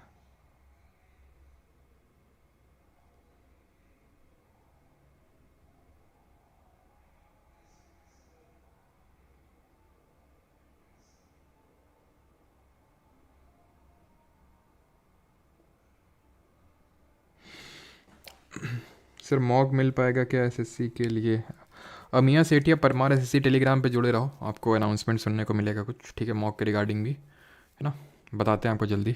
चलिए भाई, थैंक यू सभी को, और टेलीग्राम को ज्वाइन कर लीजिएगा भाई, क्योंकि रीजनिंग और बाकी सब्जेक्ट्स इंग्लिश वगैरह की भी क्विजेज जल्दी स्टार्ट होने वाली। मैंने बताया कि जैसे ही टेलीग्राम पे 200 के पूरे हो जाएंगे टेलीग्राम पे, है ना, 200 के जैसे ही कंप्लीट होंगे वैसे बाकी सब्जेक्ट्स के भी क्विजेज स्टार्ट हो जाएंगे। Alright, thank you for joining the lecture, धन्यवाद, मिलते हैं कल, थैंक यू।